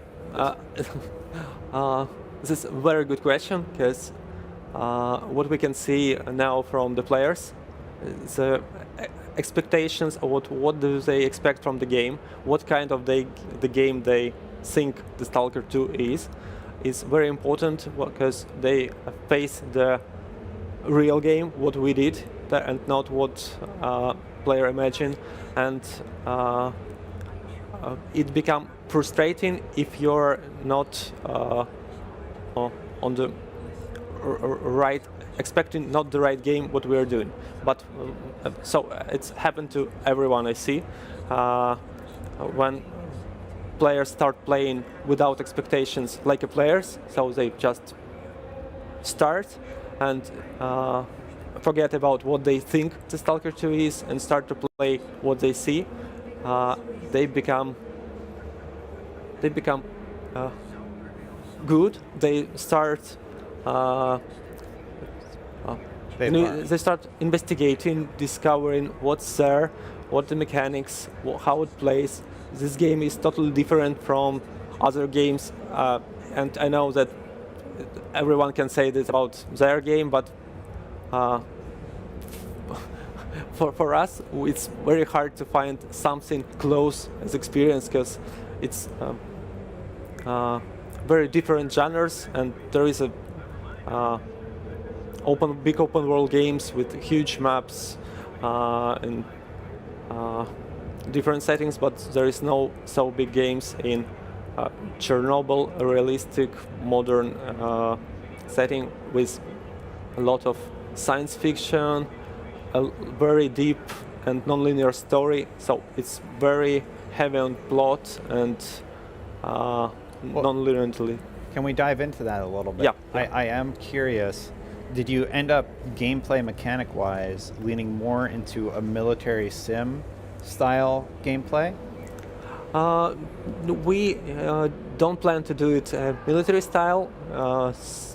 So we don't think that Stalker is about military. It's about a regular human whose life somehow leads that this person want to go to the zone and find something there from himself, and it's very different from everyone who goes to the zone. I mean, the stalkers who are there and the players who play as a stalker, and we wanted to give the experience and feeling how you could feel in real life, because the Chernobyl zone and Stalker map is very close to what you can find actually in real place. So did you go to the real place actually? Yeah, we've been there a lot, and it's very important to do this game.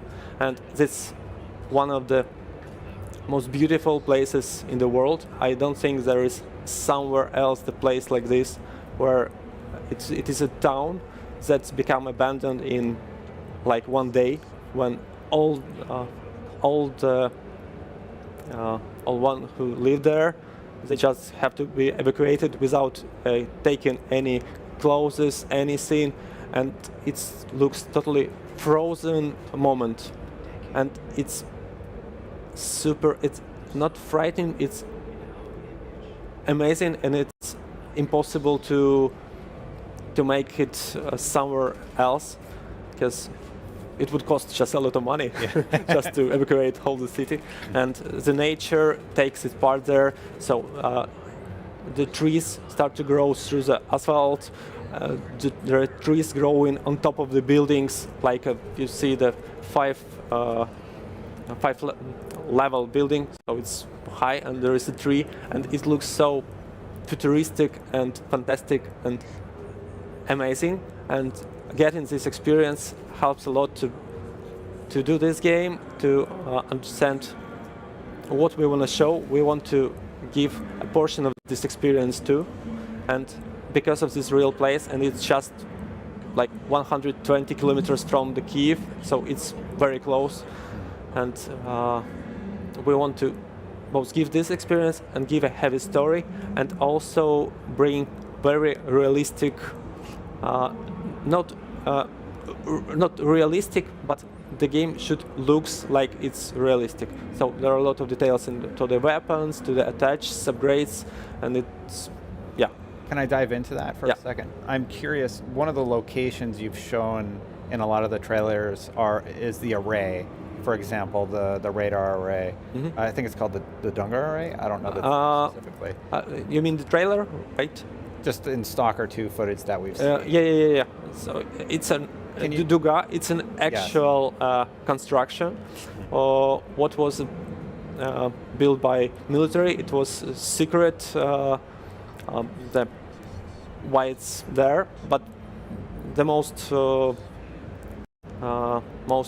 realistic explanation is that it's a big radar that can find if someone will launch the nuclear missile, ballistic missile on other part of the planet. The signals will go and bounce through the atmosphere, and this big radar could get this information and inform about this. What is it in your universe, though? Because it's all electrified, and it seems like there's anomalies there. I'm curious to learn more. It's just a location. It's not a key part. Like, it's not a character of the game. It's just it's more like a decoration, big decoration. There is a story around it, but it's not taken as something very key. There is. I don't want to make spoilers, but yeah, that's what I think. Yeah, Yevgeny, I would love to have more time with you, but we are out of time for this interview. Thank you so much for joining us today. I'm very happy that you're here. Thank you. Thank you for your questions. Also, thank you. And thank you for watching. For more on all things Stalker 2 Heart of Chernobyl, keep it right here at IGN. And for more on all things Gamescom, also keep it right here on IGN.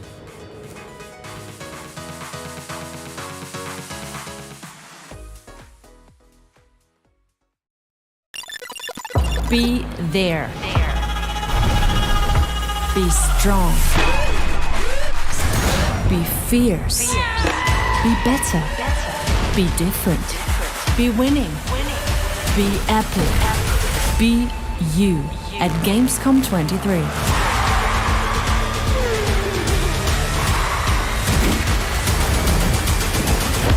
Come and be everything at Gamescom 2023. The Cinefix Top 100.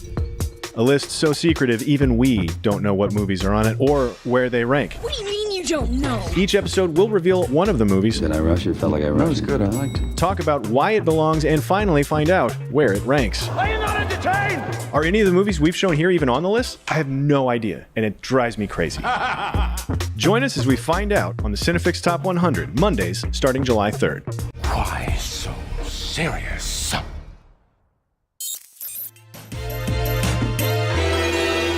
6 years ago, while talking about Sonic on GameScoop, Brian, you had this to say. At the point where we need to admit that this was never really a great franchise. Nope. Wow. It was never really a good franchise, huh, Brian? Well, I'm sorry. We're well over, believe it or not, 100 Sonic games, 2 movies, a long-running comic book series, and 6 shows. When you besmirch Sonic, you besmirch everyone associated with Sonic, okay, Brian? Brian, I want to present you with this. I will hold that L.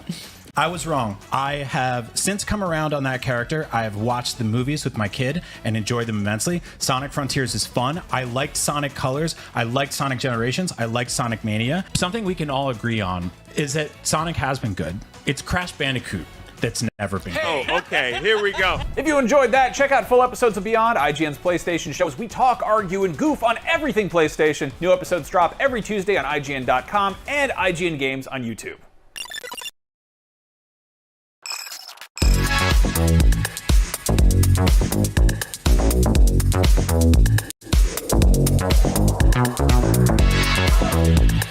What's up, everyone? Stella Chung here, and we are outside of the Hoyoverse booth at Gamescom, and I just got to play Zenless Zone Zero, and it is fun. It is going to be really dangerous because I actually really like this game, and there's so many different elements to it that will definitely keep you playing for a while. So first of all, let's go into the combat because I am definitely more into action games, and this is that. It's definitely a hack and slash. And I loved that they brought in this sort of approachable way that new players could come in and just kind of slash their way around and kind of figure things out, right? Stumble around, spam the same button over and over, but it's really easy to learn combinations, and it's actually pretty challenging for returning players as well, so they really wanted to make sure that it catered to two different audiences, and I think they did a great job of that. I have never played a Hoyoverse game before, so for me playing that, I was a little bit confused, but everything was really easy to learn. The tutorial was great. It's my first hands-on for this game as well, and it was from their closed beta before, so it's not the current build, but it is the build before. So I did get to play some of that. Some of the characters are really cool. There was a cat girl with two tails. I know, weird, but she was really powerful. She was much faster than the polar bear that I got to play as well. So that was really interesting. And there's a whole other mechanic and whole other playstyle too. So Zenless Zone Zero's story focuses on this world plagued by these natural disasters called hollows, and they create these different dimensions. So your proxy kind of goes in to fight these monsters called ethereals. So they're plagued by different ethers, and it's people who get turned and stuff. It's really interesting. So what I really liked about the combat as well is that you kind of get graded at the end of each level. So I got S tier, of course, but it was also tutorial level, so I shouldn't brag too much, but it's really cool because you get to see immediate feedback on how much damage you're doing, and then at the end of the level or a boss fight you get to see your tier, and it's really cool. It kind of makes you want to replay it and get a better score.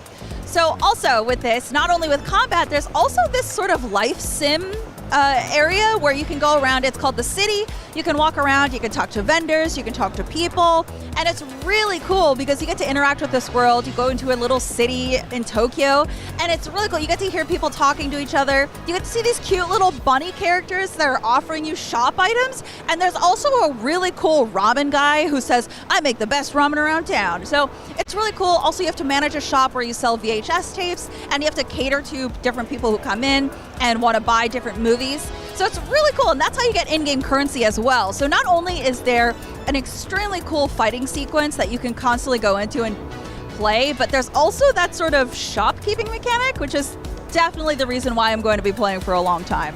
So unfortunately, I didn't get to experience the gacha mechanics in here, but I'm assuming it's going to be very similar to Genshin or Honkai Star Rail, where you pull different characters and weapons. So unfortunately, I didn't get to see that, but there was a super funny line when I was running around in the city, and there was actually a gacha machine there, and the main character said, oh, my brother makes fun of me for liking gacha games, and I'm like, it's a little on the nose there. So Zenless Zone Zero has a really cool art style. Well, it's kind of cel-shaded, but it also definitely looks like Genshin, but kind of set in an urban space. Not quite modern times because it doesn't really have a timeline associated with it, but it's really cool because it does feel like you're in this whole new world. It feels like you're walking through an anime, and I really like that because it feels like a slice of life anime when you're walking around through the city. And then it also makes you feel like you're in a badass monster slaying anime when you're fighting these ether creatures, and it's really cool. I really liked it. So the art style is definitely really cool. The shadow work is actually very good, and the different sorts of animation styles when you have different fighting combos, it's really cool. So I don't know, I found myself getting really surprised by this because I don't usually like games like this, but I will totally play the hell out of this. I mentioned previously that I played as a cat girl with two tails, and she's definitely super fast. I loved her build. She was really easy to evade monster attacks with, but I did also make a whole team of animal characters, I guess. So I had the cat girl. I also had a bear, that definitely did the heaviest attacks, right? Like he's kind of like a tank. So his attacks were much slower. He was slower to evade. So it's really cool to be able to interact with these two different characters that had very opposite features.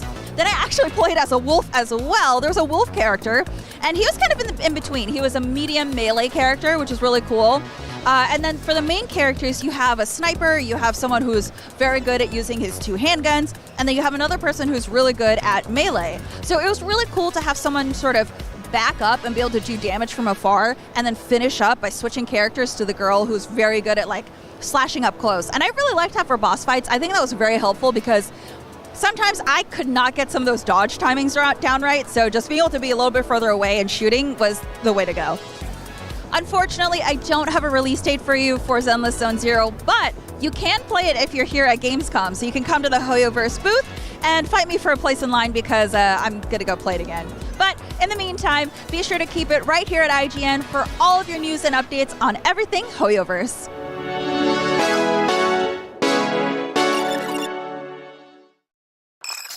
Well, that just about wraps us up for day 1 of Gamescom Studio powered by IGN, but we're only just getting started here. We'll be live all week and through the weekend. We've got tons of interviews, exclusive gameplay, the Gamescom cosplay contest powered by Mini, and even the Gamescom award show, celebrating the biggest, best, and the most innovative games here at IGN. Or Gamescom, sorry. Yeah, everywhere. And tomorrow on Gamescom Studio, we're taking a look at a bunch of awesome games and chatting with the people making them. A few highlights include Mortal Kombat 1, Cyberpunk 2077's Phantom Liberty expansion, The Lord of the Rings Return to Moria, Wayfinder, and Lies of P.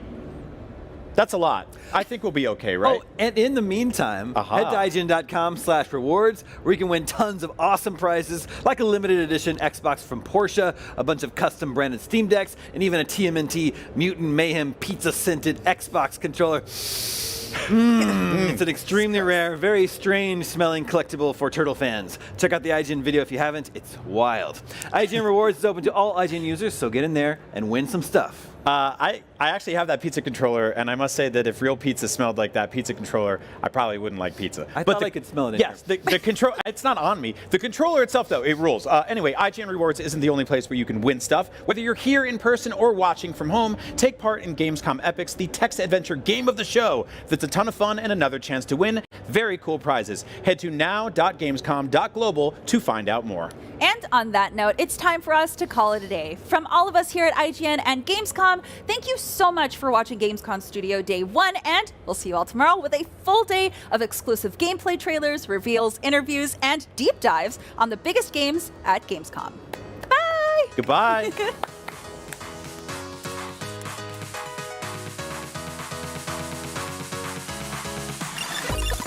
The Cinefix Top 100. A list so secretive even we don't know what movies are on it or where they rank. What do you mean you don't know? Each episode will reveal one of the movies. Did I rush it? Felt like I rushed. No, it was good. I liked it. Talk about why it belongs and finally find out where it ranks. Are you not entertained? Are any of the movies we've shown here even on the list? I have no idea, and it drives me crazy. Join us as we find out on the Cinefix Top 100, Mondays starting July 3rd. Why so serious? Hey, you. Yes, you. Do you have fun? Fear of missing Gamescom? Relax. Gamescom is everywhere you want.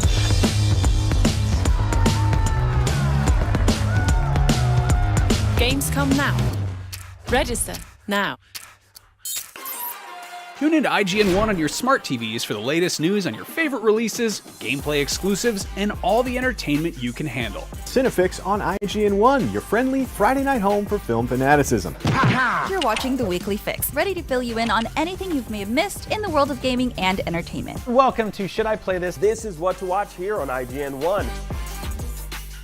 Find it all in one place for free on IGN 1. They turned into a network. Who knew?